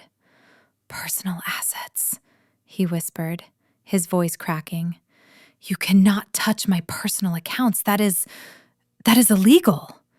I have rights. The church is a separate entity." He was wrong. He had signed a personal guarantee on the loan 2 years ago because his credit score was too low to qualify otherwise. He had bet his house, his car, and his retirement fund that he could pay back the money he planned to steal. He had lost the bet. He pulled the phone away from his ear as if it had burned him. The line had gone dead. The banker hadn't called to negotiate. He had called to inform. Julian looked up, his eyes wild. He looked at the sheriff, standing visible through the glass of the front door. He looked at Loretta, who was still catching her breath on the floor. And then he looked at Richard Kensington. Richard, Ashley's father, was standing near the buffet table. He was a large man who usually projected an image of unshakable confidence, wearing linen suits that cost more than my first apartment.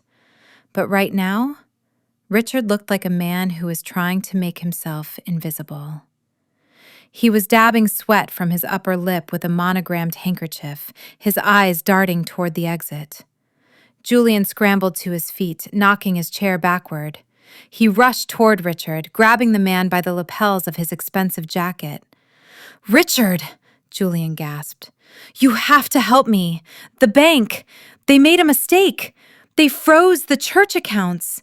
They are talking about seizing the rectory!" Richard tried to pull away, forcing a tight, grimacing smile. "Calm down, Julian. It is probably just a glitch. Banks make errors all the time. Just call them back on Monday." "I don't have until Monday," Julian shouted, shaking him. "They are executing a foreclosure order today." "Richard, listen to me. The $2 million, the return on the investment you promised. I need you to wire it to me right now." Richard stiffened. He looked at his daughter, Ashley. He looked at his wife. He looked everywhere except at Julian. "Now is not a good time, Julian," Richard muttered, trying to pry Julian's fingers off his suit. "It is the weekend. Wires don't clear on weekends." "I don't care about clearing!" Julian yelled, his voice rising to a hysterical pitch. "I need a confirmation number. I need to show the bank that the liquidity is there. You said the Florida project tripled in value. You said the money was sitting in an escrow account ready for withdrawal. Transfer it, now!" I sat quietly, watching the two drowning men fight over a life vest that didn't exist. Julian truly believed the money was there. He believed the lie because he was greedy. Richard, on the other hand, knew exactly where the money was. It was gone. It had been spent on the Hampton house, the private jets, and the hush money to keep his previous investors from going to the authorities. Richard pushed Julian away with surprising force. "Back off, Julian. I told you. I cannot access the funds right this second. The servers are down for maintenance." "Maintenance?" Julian stared at him. "You are the chairman of the investment firm. Make a phone call."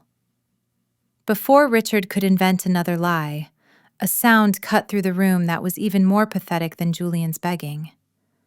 It was Ashley. She was standing by the window, tapping furiously on her phone. She had been trying to ignore the chaos, likely attempting to book a flight to Paris or Milan, somewhere she could hide until the scandal blew over. "Daddy?" she said, her voice small and trembling. Richard whipped his head around. "What, Ashley? Not now." "Daddy, my card isn't working," she whimpered. "What?" Richard snapped. "I am trying to buy a ticket to France," she said, tears welling up in her eyes. "I tried the Black Amex. It declined. Then I tried the Visa Infinite. It declined too. It says contact issuer, fraud alert." Richard's face turned a color I had never seen on a human being before. It was a mix of gray and green. He patted his pockets frantically, pulling out his own phone. It was vibrating.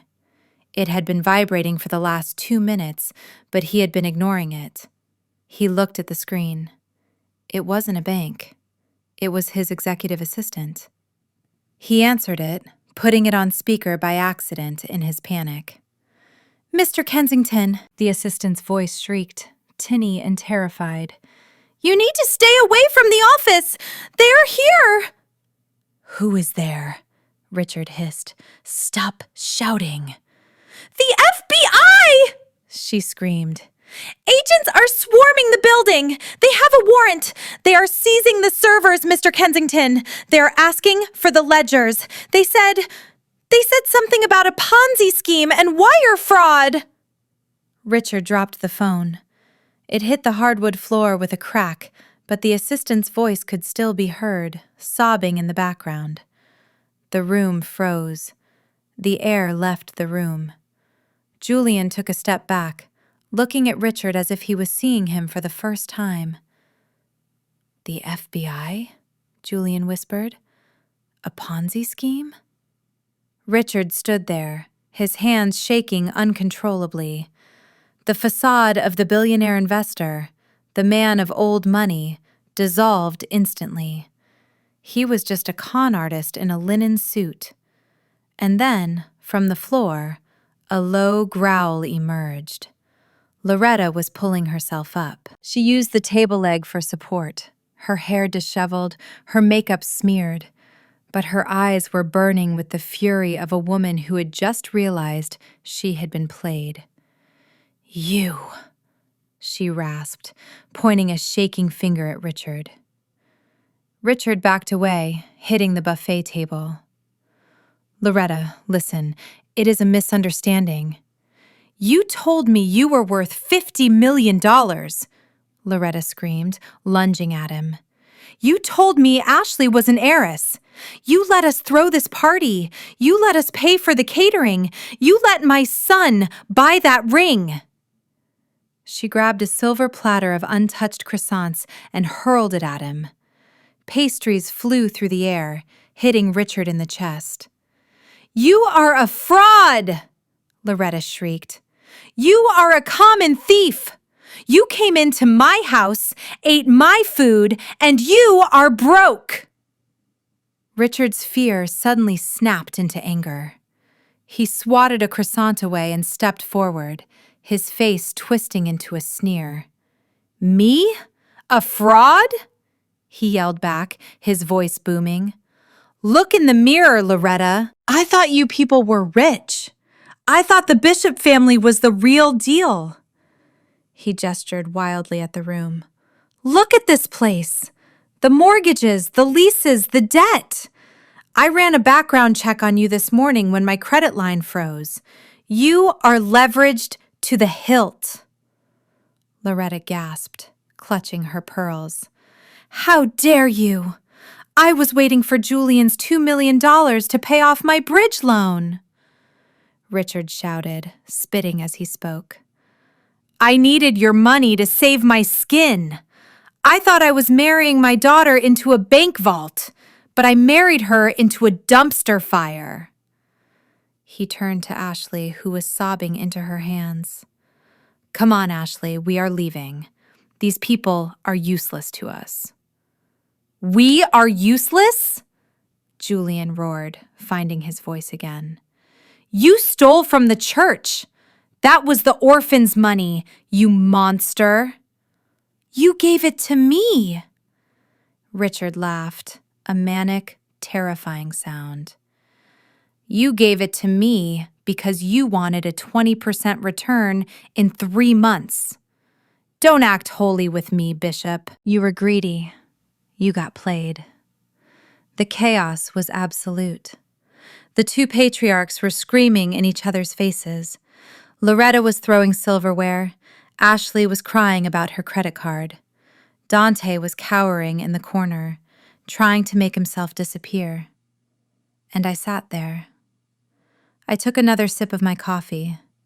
It was getting cold, but I didn't mind. I watched them tear each other apart. It was fascinating. They were like rats in a bucket, turning on each other the moment the water started rising. They had spent years united in their disdain for me, bonding over their shared belief in their own superiority. But the moment the money vanished, their loyalty evaporated with it. Loretta grabbed a vase of flowers and raised it above her head, aiming for Richard. "Get out of my house!" she screamed. "Get your trashy daughter and get out! You don't own this house!" Richard yelled back. "The bank does! And guess what, Loretta? I bet the sheriff outside isn't here for the brunch!" The sheriff. The banging on the door returned, louder this time, more urgent. "Open up!" a voice shouted from outside. "Sheriff's Department, we have a warrant for seizure of property." The room fell silent again. Richard looked at the door. Julian looked at the door. Loretta lowered the vase. They looked at each other, and then, slowly, terrified, they all looked at me. I placed my empty coffee cup on the table. The sound was soft, but in the silence, it sounded like a gavel coming down. "I think you should open the door, Dante," I said quietly. "It is rude to keep guests waiting, especially when they brought padlocks." It was 9 o'clock in the morning, and the dining room had transformed into a gladiator arena where the combatants were armed with sharp tongues and desperate lies. The sun was still shining brightly through the windows, illuminating the wreckage of what was supposed to be a celebratory breakfast. The air was thick with the smell of spilled coffee and the acrid scent of panic. Outside the heavy oak front door, the sheriff was still knocking, his fist pounding a rhythm that served as the background track to the implosion happening inside. But inside, nobody was moving to open it. They were too busy tearing each other apart. I sat at the end of the table, my hands folded in my lap, watching the spectacle with the detachment of a scientist observing a colony of rats turning on one another. The alliance between the Bishop family and the Kensington dynasty had lasted exactly 12 hours. It had survived on the mutual delusion that the other side had money. Now that the truth was out, the polite veneer was gone, replaced by a feral instinct for self-preservation. Richard Kensington was backed against the buffet table, his expensive linen suit rumpled and stained with butter from the croissant Loretta had thrown at him. He looked like a cornered animal. "You are nothing but a common thief!" Julian shouted, his face turning a dangerous shade of purple. He was gripping the back of his chair so hard his knuckles were white. "You lured me in. You promised me returns that would save the church. You preyed on a man of God." Richard laughed, a harsh, barking sound that lacked any humor. "A man of God. Do not make me laugh, Julian. You are a gambler who wears a robe. You came to me begging for a miracle because you had already embezzled the construction fund. You wanted me to turn your theft into a profit so you could put the money back before anyone noticed. We are the same, you and I. We are both frauds. The only difference is that I do not hide behind a Bible." "How dare you!" Loretta shrieked. She was standing now, leaning heavily on Dante for support. Her face was a mask of ruined mascara and blotchy rage. "We are the Bishops. We are respected. We are pillars of this community. You are trash. You and your shopaholic daughter are nothing but trash." Ashley, who had been sobbing quietly near the window, suddenly snapped. She whirled around, her eyes swollen. "Do not talk to me like that, you old witch," Ashley yelled. Her voice was shrill and pierced through the room. "I never wanted to marry your loser son anyway. Look at him." She pointed a manicured finger at Dante. "He is 35 years old, and he still lives off his allowance. He cannot even make a dinner reservation without asking you for permission. I was doing you a favor by marrying him. I was going to give this boring, stuffy family a splash of relevance." Dante looked as if he had been slapped. "Ashley," he stammered, stepping away from his mother. "How can you say that? I thought we had a connection. I thought you loved me." "I loved your portfolio, Dante," Ashley spat. "Or at least the portfolio you pretended to have. But clearly that was a lie too. If you cannot even pay the mortgage, what good are you?" The room descended into a cacophony of shouting. Julian was yelling at Richard about lawsuits. Loretta was screaming at Ashley about manners. Richard was shouting at everyone to shut up so he could think. Dante was standing in the middle of the crossfire, looking like a lost child, his head swiveling back and forth between the people he had spent his life trying to please. They were all terrified. The sheriff was outside. The bank accounts were frozen. The FBI was raiding offices. Their world was ending, and they didn't know how to process it. They needed a release valve. They needed something to focus their anger on, something that wasn't their own reflection in the mirror. And then, Loretta's eyes found me. I hadn't moved. I hadn't screamed. I was simply sitting there, the quiet witness to their shame. And that silence infuriated her more than any insult could have. To her, my calmness was an indictment. My presence was a reminder that while their world was burning, I was fireproof. "It is you," Loretta whispered. The shouting didn't stop immediately, but the venom in her voice cut through the noise. She took a step toward me, shaking off Dante's arm. "It is her," Loretta screamed, her voice rising to a fever pitch. The room went quiet. Richard stopped yelling. Julian looked up. Ashley wiped her nose. They all turned to look at where Loretta was pointing. "It is you," Loretta repeated, stumbling toward the end of the table. "You are the bad omen. You are the jinx. Everything was fine until you came into this family." I looked at her calmly. "Was it?" I asked. "Was it fine, Loretta? Or were you just better at hiding the rot?" "Shut up!" she shrieked. "Do not speak to me! You brought this energy into our house. You with your cheap clothes and your quiet judgment. You have been jealous of us from day one. You have been praying for our downfall. I know it. I can feel it." She was grasping at straws, desperate to construct a narrative where she wasn't the architect of her own destruction. It was classic narcissism. If something goes wrong, it must be the scapegoat's fault. "It is the evil eye," Loretta ranted, her eyes wild. She looked at Julian. "I told you, Julian. I told you she wasn't one of us. I told you she would bring darkness. Look at what is happening. The police, the banks, the humiliation. It is all a curse she put on us because she knows she will never be good enough." It was absurd. It was irrational. But in that room full of desperate people, it was a lifeline. It was easier to blame the outsider than to admit they were criminals and failures. "Yeah," Ashley chimed in, eager to deflect attention from her own father's crimes. "She has been staring at us weirdly all morning.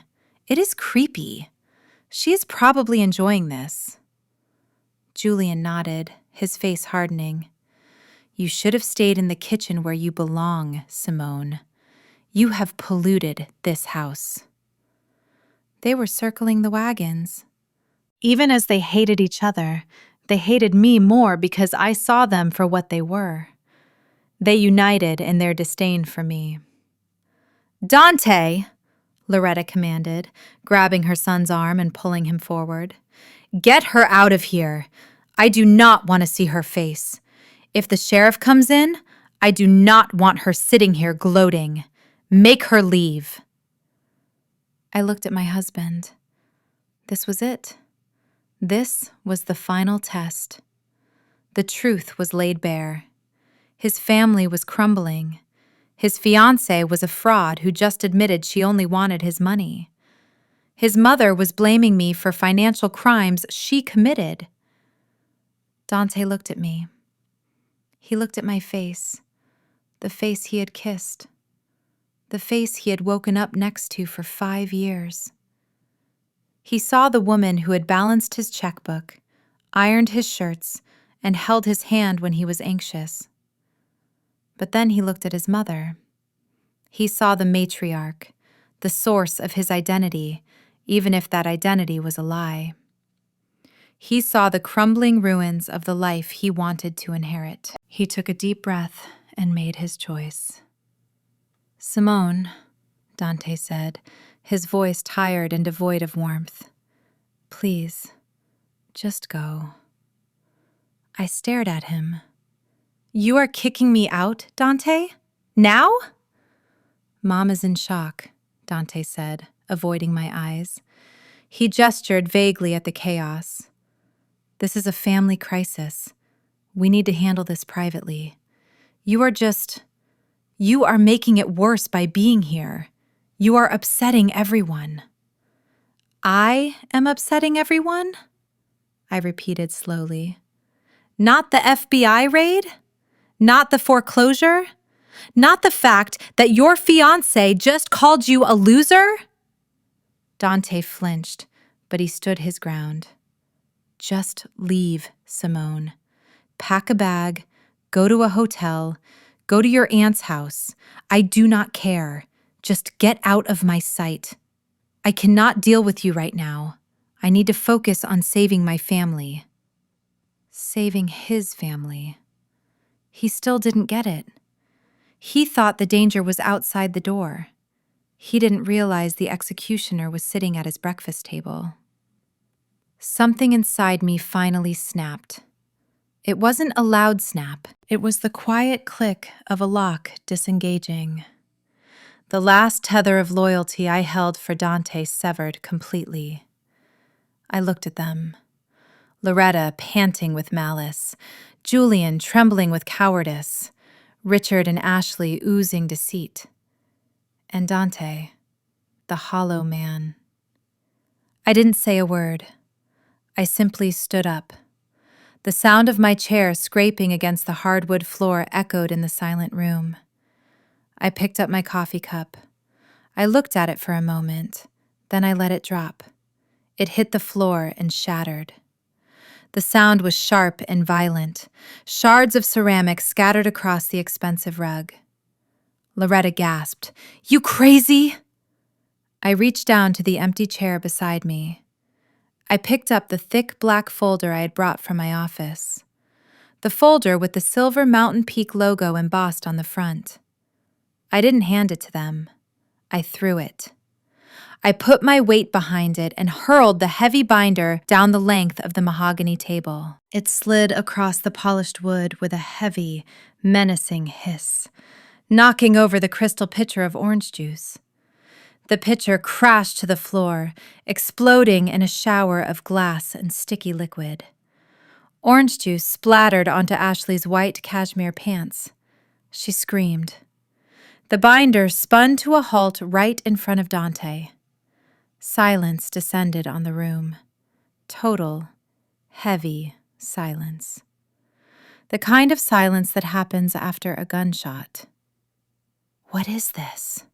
Dante whispered, looking down at the black folder. I stood at the end of the table, smoothing the fabric of my dress. I stood tall. I didn't look like a secretary. I didn't look like a wife. I looked like what I was. "Read it," I said. My voice was low, but it carried to every corner of the room. Dante looked at me, confused. "Simone, what are you doing?" I said, "Read it," I commanded. "You want to know why your accounts are frozen?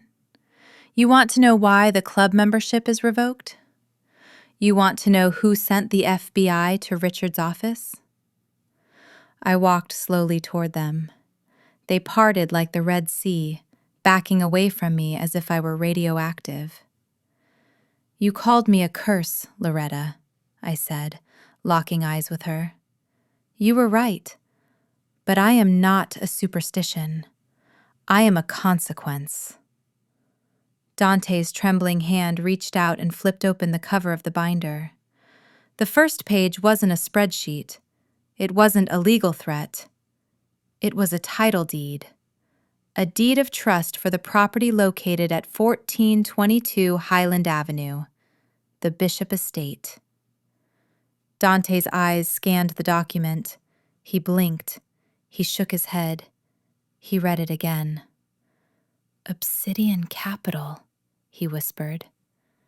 "Keep reading, Dante," I said. Look at the signature line for the lender. He turned the page. He looked at the bottom of the document. His mouth opened. His jaw went slack. He looked up at me, his eyes wide with a mixture of confusion and absolute terror. "No," he breathed. This is impossible." Loretta snatched the folder from his hands. "Give me that! What is it? Is it an eviction notice?" She looked at the paper. She saw the logo. Obsidian Capital. The vulture fund everyone feared. And then she saw the name signed in neat black ink at the bottom. Chairman and CEO, Simone Vance. Loretta froze. She stopped breathing. She looked at the paper. Then she looked at me. She looked back at the paper. Her brain was trying to process the information, but it was rejecting it. It was too big. It was too impossible. The woman she had sent to fetch coffee. The woman she had forced to sit at the kids' table. "Simone?" Loretta whispered. "Vance?" "That is my maiden name, Loretta," I said, stepping closer until I was standing right in front of her. "And Obsidian Capital is my company." I gestured to the room. "I own the mortgage on this house. I own the note on the church. I own the debt that Richard is drowning in. And as of last night, I own the land under your precious country club." I leaned in, my voice dropping to a whisper that was louder than any scream. "You wanted to know who owns the chair you are sitting on? I do. You wanted to know who paid for the food you just ate? I did. You told me this table was for family only. Well, guess what, Loretta? I picked up the silver fork she had dropped. I am the landlord, and you are all trespassing." The room was so quiet that I could hear the microscopic tick of the grandfather clock in the hallway, counting down the remaining seconds of their delusion. The heavy black folder lay open on the mahogany table like a dead body that everyone was afraid to touch but couldn't look away from. Bishop Julian was the first to move. His hands, usually so steady when he was passing the collection plate, were shaking violently as he reached out and pulled the document closer. He adjusted his reading glasses, squinting at the fine print at the bottom of the page. He traced the signature line with a trembling finger. I watched his eyes move back and forth, reading the name once, then twice, then a third time, as if he expected the ink to change if he stared at it long enough. "Simone Vance," Julian whispered, his voice barely audible. He looked up at me, his eyes clouded with confusion. "Vance, that is your maiden name." "Yes," I said simply. Julian swallowed hard, his throat clicking audibly in the silence. "But Vance, as in the Vance Financial Group? As in Marcus Vance?" I nodded slowly. Marcus Vance was my father, and when he passed away 10 years ago, he didn't leave his empire to a board of directors. He didn't leave it to a trust. He left it to me. A collective gasp went through the room. It was the sound of oxygen leaving the lungs of 5 people simultaneously. They knew the name. Everyone in the financial world knew the name Vance. It was synonymous with old money, ruthless efficiency, and absolute power on the East Coast. It was a name that opened doors that the bishops didn't even know existed. Loretta looked like she had been slapped. She grabbed the edge of the table, her knuckles turning white. "No," she stammered. "That is a lie. You are a secretary. You drive a Honda. You wear off-the-rack clothes. You cannot be a Vance. If you were a Vance, you would have told us. You would have flaunted it." I laughed. a dry, humorless sound. That is the difference between us, Loretta. You scream about your wealth because you are terrified of losing it. I whisper about mine because I know it is never going away. I didn't tell you because I wanted to be loved for who I was, not for what I could buy you. And for 5 years, you showed me exactly how much you valued me without the checkbook. 0. I took a step closer to the table, my shadow falling over them. But let us talk about the present, I said, my voice hardening. You asked who owns the chair you are sitting on. You asked who owns the roof over your head. The answer is Obsidian Capital. And Obsidian Capital is me. I pointed a finger at Loretta. She flinched as if I were holding a weapon. Let us start with you, Loretta, the grand dame of the Gilded Oak. You walked around that club like you owned the place, treating the staff like dirt, treating me like dirt. You haven't paid a bill in 3 years. I paid my dues, Loretta shrieked, though her voice lacked conviction. I sent the checks! You sent nothing, I countered. Your checks bounced 3 years ago. The club was going to ban you publicly. I stepped in. I set up an anonymous trust to cover your monthly dues, your bar tab, your spa treatments. $158,000, Loretta. That is how much I paid to keep your ego intact. I did it because I knew how much that club meant to you. I did it because you were Dante's mother. Loretta's mouth opened and closed, but no sound came out. The realization was crashing down on her. The woman she had banned from the club was the only reason she had been allowed inside. And you, Julian, I said, turning my gaze to my father-in-law. He shrank back in his chair, unable to meet my eyes. You went to every bank in the city for that construction loan, I said. They all laughed at you. Your credit was shot. Your business plan was a fantasy. You came to a private lender as a last resort. You thought you were dealing with a faceless algorithm. You weren't. You were dealing with me. I walked around the table, standing directly behind his chair. I saw the application, Julian. I saw the risk. Any other underwriter would have thrown it in the trash, but I approved it. I signed off on $4.5 million of my own money because I wanted to believe you would do the right thing. I wanted to believe you would build that orphanage. Instead, you stole it. You stole from me. And you stole from those children. And now, I am taking it back.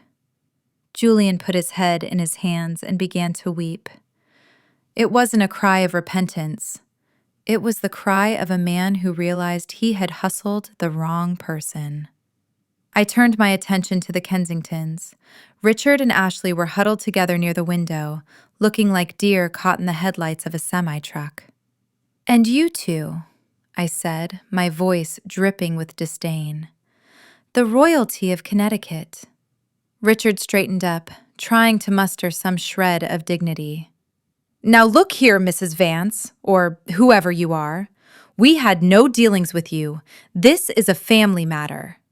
Oh, but we have had dealings, Richard, I interrupted.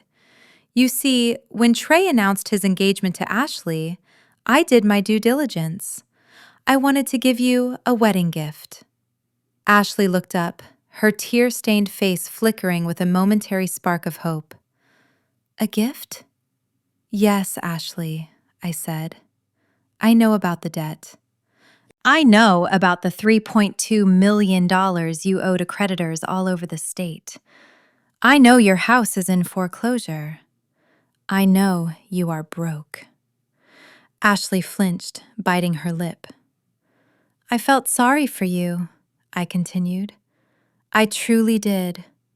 So last week, I instructed my team at Obsidian to purchase your debt. I bought all of it. Every credit card, every loan, every lien. Richard looked at me, his eyes widening.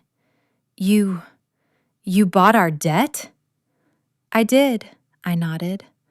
My plan was to present it to you tomorrow at the brunch. I was going to hand you a file marked Paid in Full. I was going to wipe your slate clean. I was going to give you a fresh start as a wedding present. Because I thought that is what family does. We help each other. The room went dead silent. The magnitude of what I was saying hit them like a physical blow. I had held the keys to their salvation in my hand. I was ready to give them their lives back. But then, I said, my voice dropping to a whisper, then you told me I wasn't family. I looked at Ashley. You told me my dress was cheap. You treated me like a maid. You laughed when your father called my husband a loser. I looked at Richard. You came into my house and insulted me. You tried to scam my father-in-law. I looked at Dante. And you let them. I reached into the folder and pulled out a single sheet of paper. It was the loan forgiveness document I had drafted for the Kensingtons. It was stamped and ready to be signed. This was your freedom, I said, holding it up. I ripped the paper in half. The sound of tearing paper was loud and violent in the quiet room. I ripped it again and again until it was nothing but confetti. I let the pieces flutter down onto the table, landing in the spilled orange juice. The deal is canceled, I said coldly. I am not forgiving the debt. I am calling it in immediately. Richard made a choking sound. You cannot do that! We cannot pay! Then you will lose everything, I said. The Hampton house, the cars, the jewelry. It all belongs to me now. Ashley let out a wail of despair, burying her face in her father's shoulder. Richard looked at me with pure hatred, but underneath the hatred was fear. He knew he was beaten. He knew he was looking at a predator that was far bigger than he was. Finally, I turned to Dante. He was sitting there, staring at the shredded paper on the table. He looked like a man who had woken up in a nightmare. Simone, he whispered. Why didn't you tell me? Why did you test me? I didn't test you, Dante, I said, feeling a wave of exhaustion wash over me. I loved you. I wanted a marriage where we were partners, not a business merger. I wanted you to build your own success, not just live off mine. I supported your marketing firm. I paid the bills you couldn't cover. I was your safety net every single day. I looked at him, searching for the man I had married, but all I saw was a stranger in a tuxedo. But you didn't want a partner, I said. You wanted an accessory. You wanted someone to look good in photos and stay quiet in the corner. You chose your mother's validation over your wife's dignity, and that is a choice you cannot undo. Dante stood up, reaching for my hand. Simone, please, we can fix this. I am sorry. I was weak. But now that I know... Now that you know I am rich? I asked, pulling my hand away. Now that you know I can buy and sell this entire neighborhood? Now you respect me? No, he pleaded. No, it is not the money. It is entirely about the money, Dante, I said. If I were still just a secretary, you would still be kicking me out of this house. You would still be at the club raising a glass to your single life. I walked over to the door and opened it wide. The sheriff was standing there, his hand raised to knock again. He looked surprised to see me. "Mrs. Vance?" the sheriff asked. I recognized him. He had worked security for my father years ago. "Hello, Sheriff," I said. "I am sorry to disturb you, ma'am," he said, tipping his hat. "We have a seizure order for the property." "I know," I said. "I am the one who filed it." I turned back to the room. The 5 people inside looked like ghosts. They were stripped of their pride, their assets, and their future in the span of 15 minutes. "You have 5 minutes to grab your personal essentials," I said to them. And by essentials, I mean clothes and toiletries. Anything of value stays. The jewelry, the electronics, the art. It is all collateral against your debts.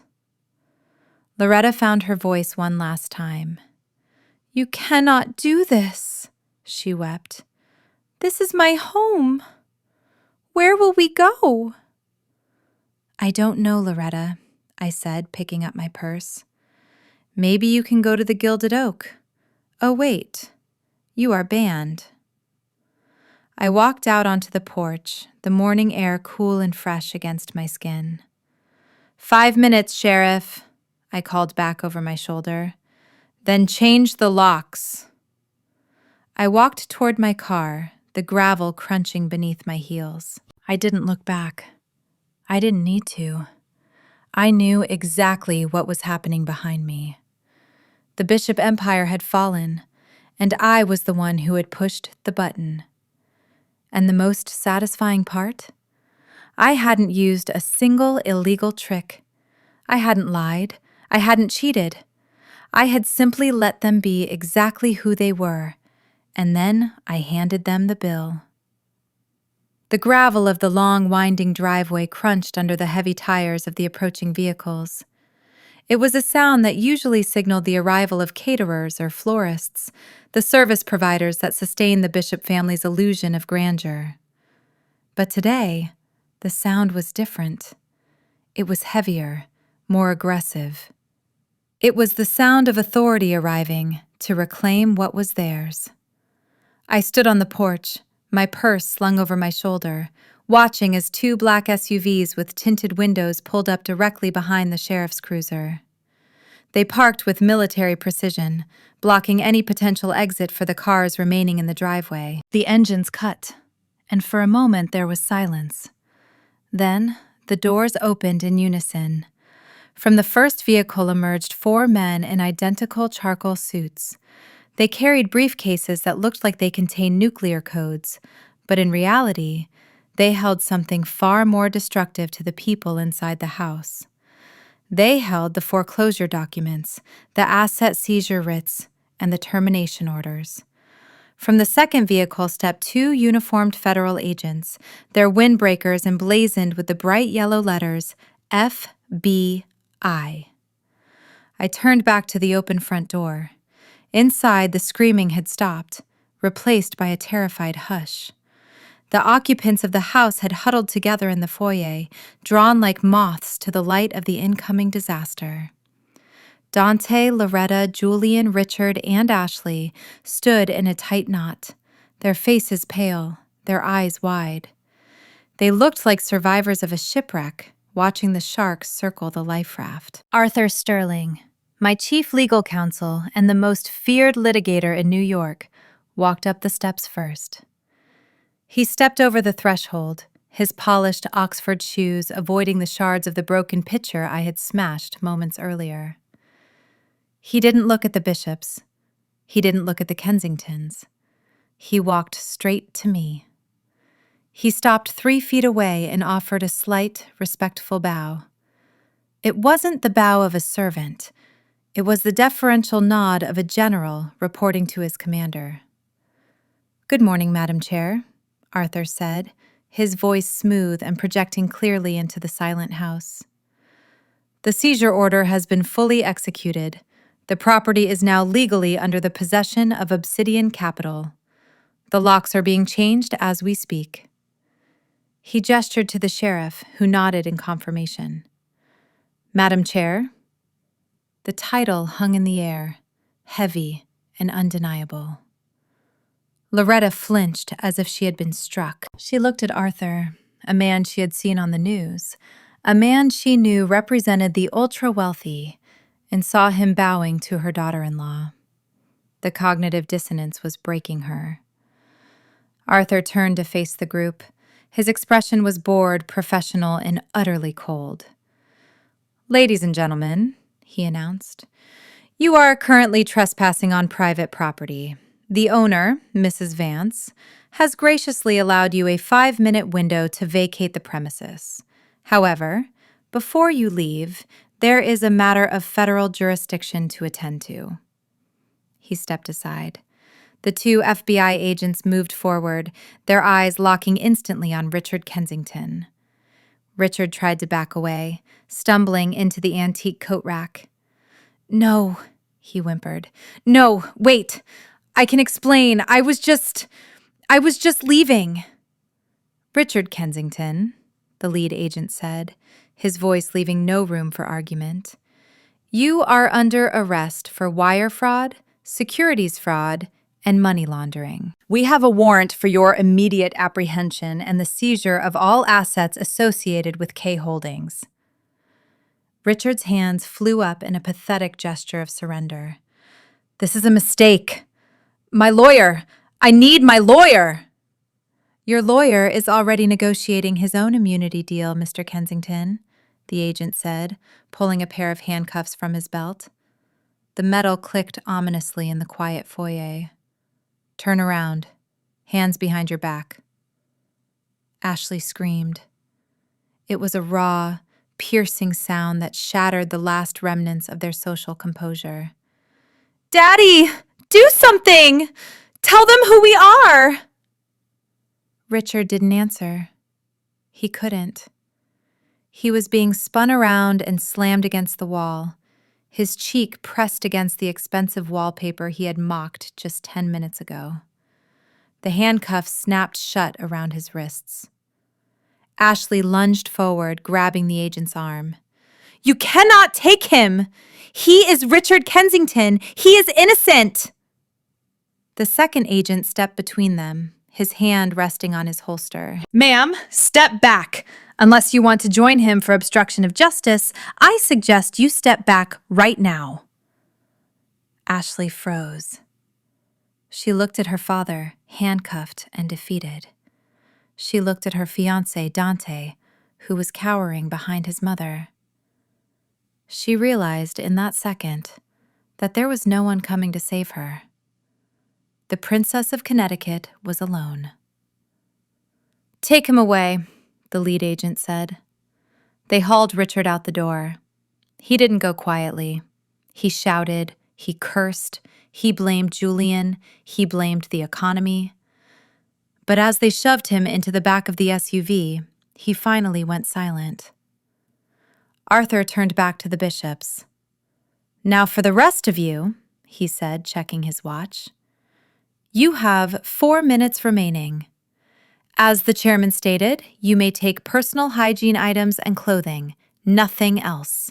No jewelry, no electronics, no art. Everything in this house is now collateral against the debts you owe Obsidian Capital." Loretta found her voice. It was a thin, wavering screech.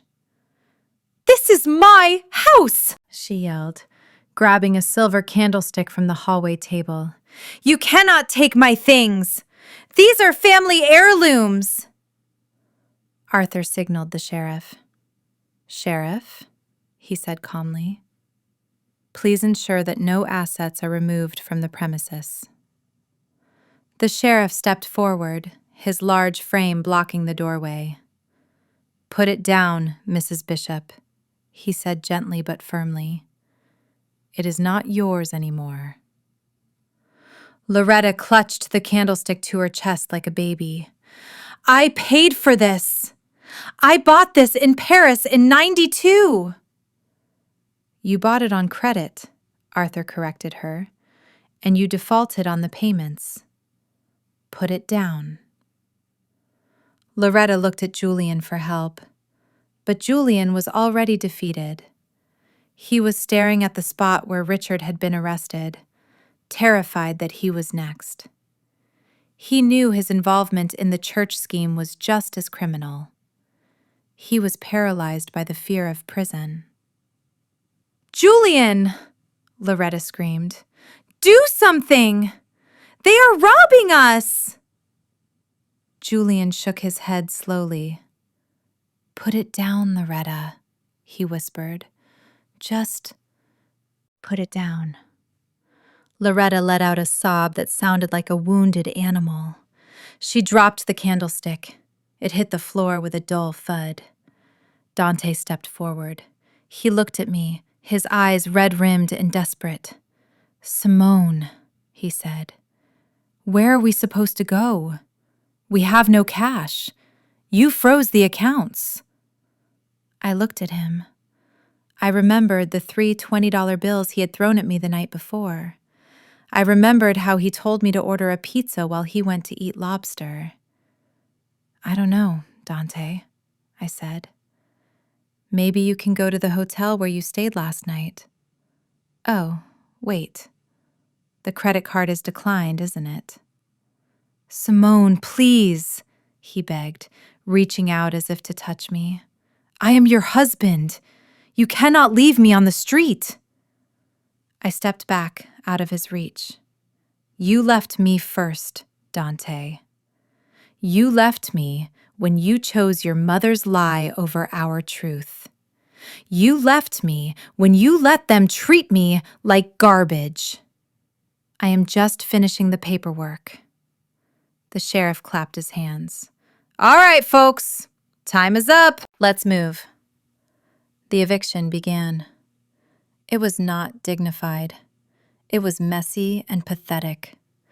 Julian walked out first, carrying a small leather toiletry bag. He looked old and frail, stripped of his vestments and his arrogance. He didn't look at me. He just stared at the ground, muttering a prayer that was far too late to be answered. Ashley followed him, dragging a Louis Vuitton suitcase. "Ma'am," the sheriff said, "open the bag." Ashley stopped. "What?" "Open the bag," the sheriff repeated, "clothing only." Ashley unzipped the suitcase with trembling hands. Inside, nestled among the designer clothes, was the silver tea set from the dining room. The sheriff sighed. He reached in and removed the silver, placing it on the porch railing. He removed a jewelry box. He removed a small painting she had taken off the wall. "You are lucky Mrs. Vance isn't pressing charges for theft," the sheriff said. "Move along." Ashley zipped the bag back up, her face burning with humiliation. She walked past me, her head down, dragging the suitcase through the gravel.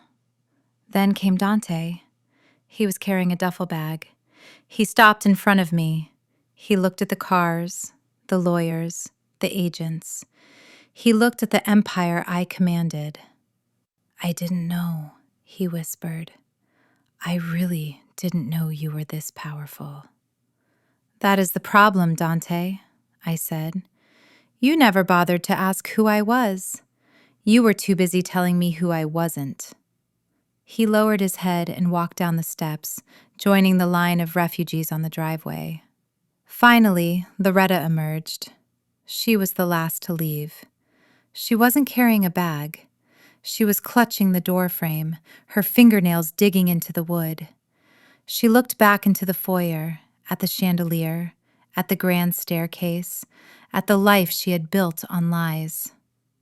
"Mrs. Bishop," the sheriff said, "you have to go." Loretta turned her head slowly. Her eyes locked on mine. The anger was gone. The arrogance was gone. All that was left was a naked, terrifying desperation. "Simone," she whimpered. Her voice was unrecognizable. "Simone, please. I am an old woman. I have nowhere to go. This is my home. I raised my children here." She let go of the doorframe and stumbled toward me.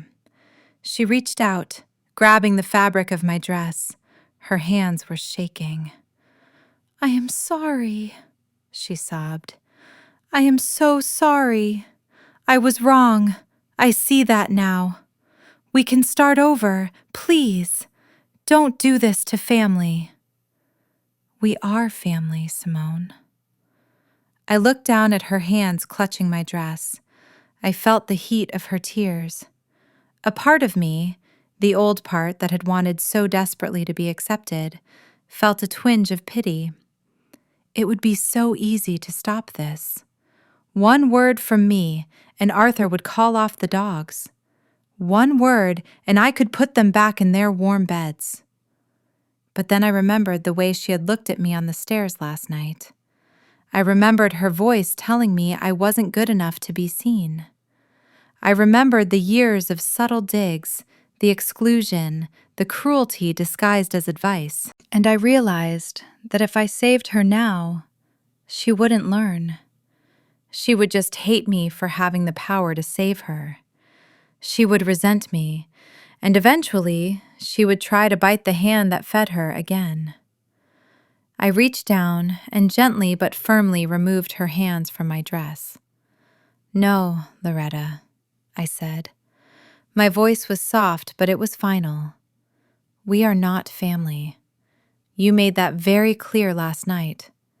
Family is the people who sit at the table. I was just the help." I stepped back. "And the help doesn't pay the mortgage." Loretta let out a wail that echoed across the lawn. She collapsed onto the porch, weeping uncontrollably. Arthur nodded to the sheriff.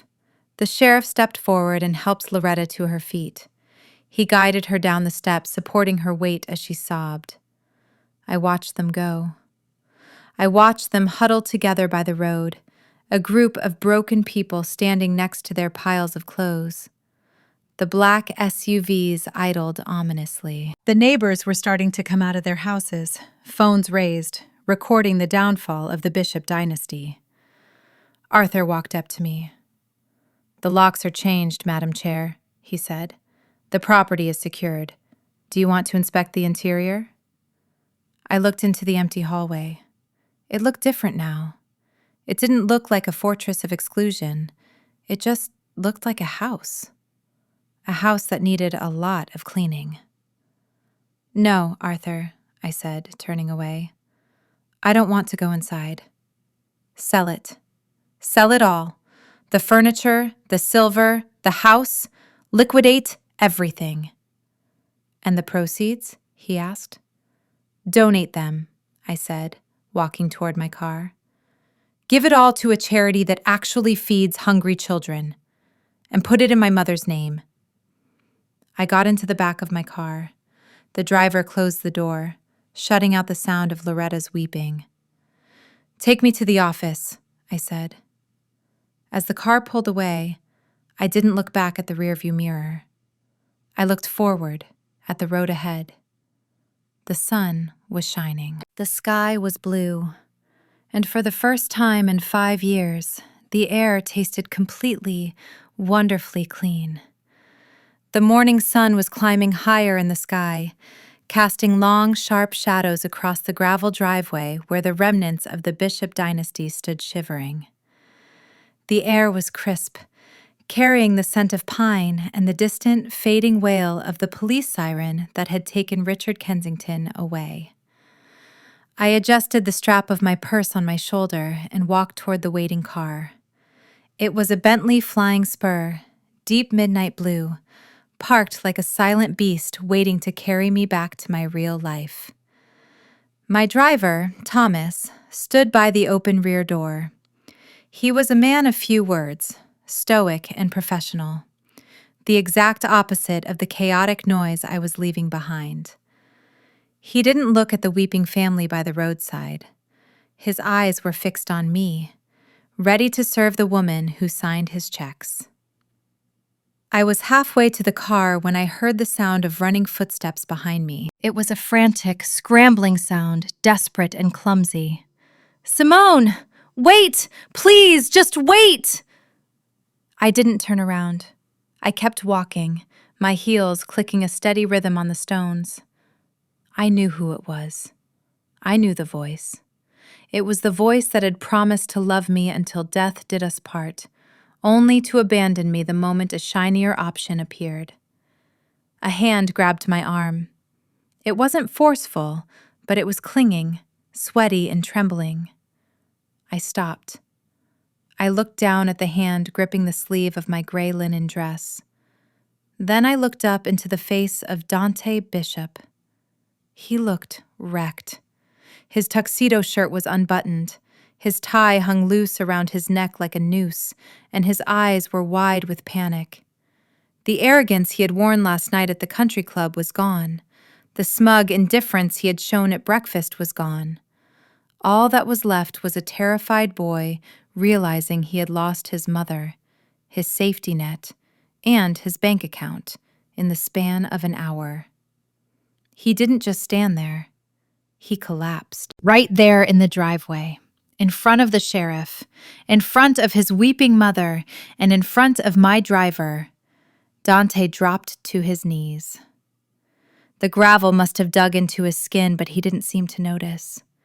He wrapped his arms around my waist, burying his face in the fabric of my dress. "Wife, please," he sobbed. His voice was muffled and wet. "You cannot do this. You cannot just leave me here." "I am sorry. I swear to God, Simone, I am so sorry." I stood perfectly still. I didn't push him away. I didn't stroke his hair. I just looked down at the top of his head, observing his breakdown with a clinical detachment. It felt strange to feel nothing. For years, his tears would have broken my heart. If he had cried like this yesterday, I would have moved mountains to fix whatever was hurting him. But today, his tears just felt like water. "I didn't mean it," Dante cried, looking up at me. His face was streaked with tears and snot. "It was Mom. You know how she is. She pressured me. She told me I had to do it for the family image. I was just trying to keep the peace, Simone. I love you. I have always loved you." I looked at him, really looked at him. "You were pressured," I repeated flatly. "Yes, yes!" He nodded frantically, thinking he saw an opening. "She gets in my head. She manipulates me. But I see it now. You are the only one who ever really cared about me. You are my wife. We can fix this. We can go to counseling. Just, please don't leave me with them. They are crazy." He gestured back toward Loretta and Julian, throwing his own parents under the bus without a second thought. It was breathtakingly cowardly. I reached down and peeled his fingers off my waist, one by one. His grip was weak. "Stand up, Dante," I said. "You are embarrassing yourself." He stumbled to his feet, wiping his eyes with the back of his hand. So you forgive me? We can go home? I mean, to your other house? The one you surely have?" I almost laughed. Even in his apology, he was looking for a roof. He was looking for the next host to attach himself to. "Dante, listen to me very carefully," I said, my voice low and even.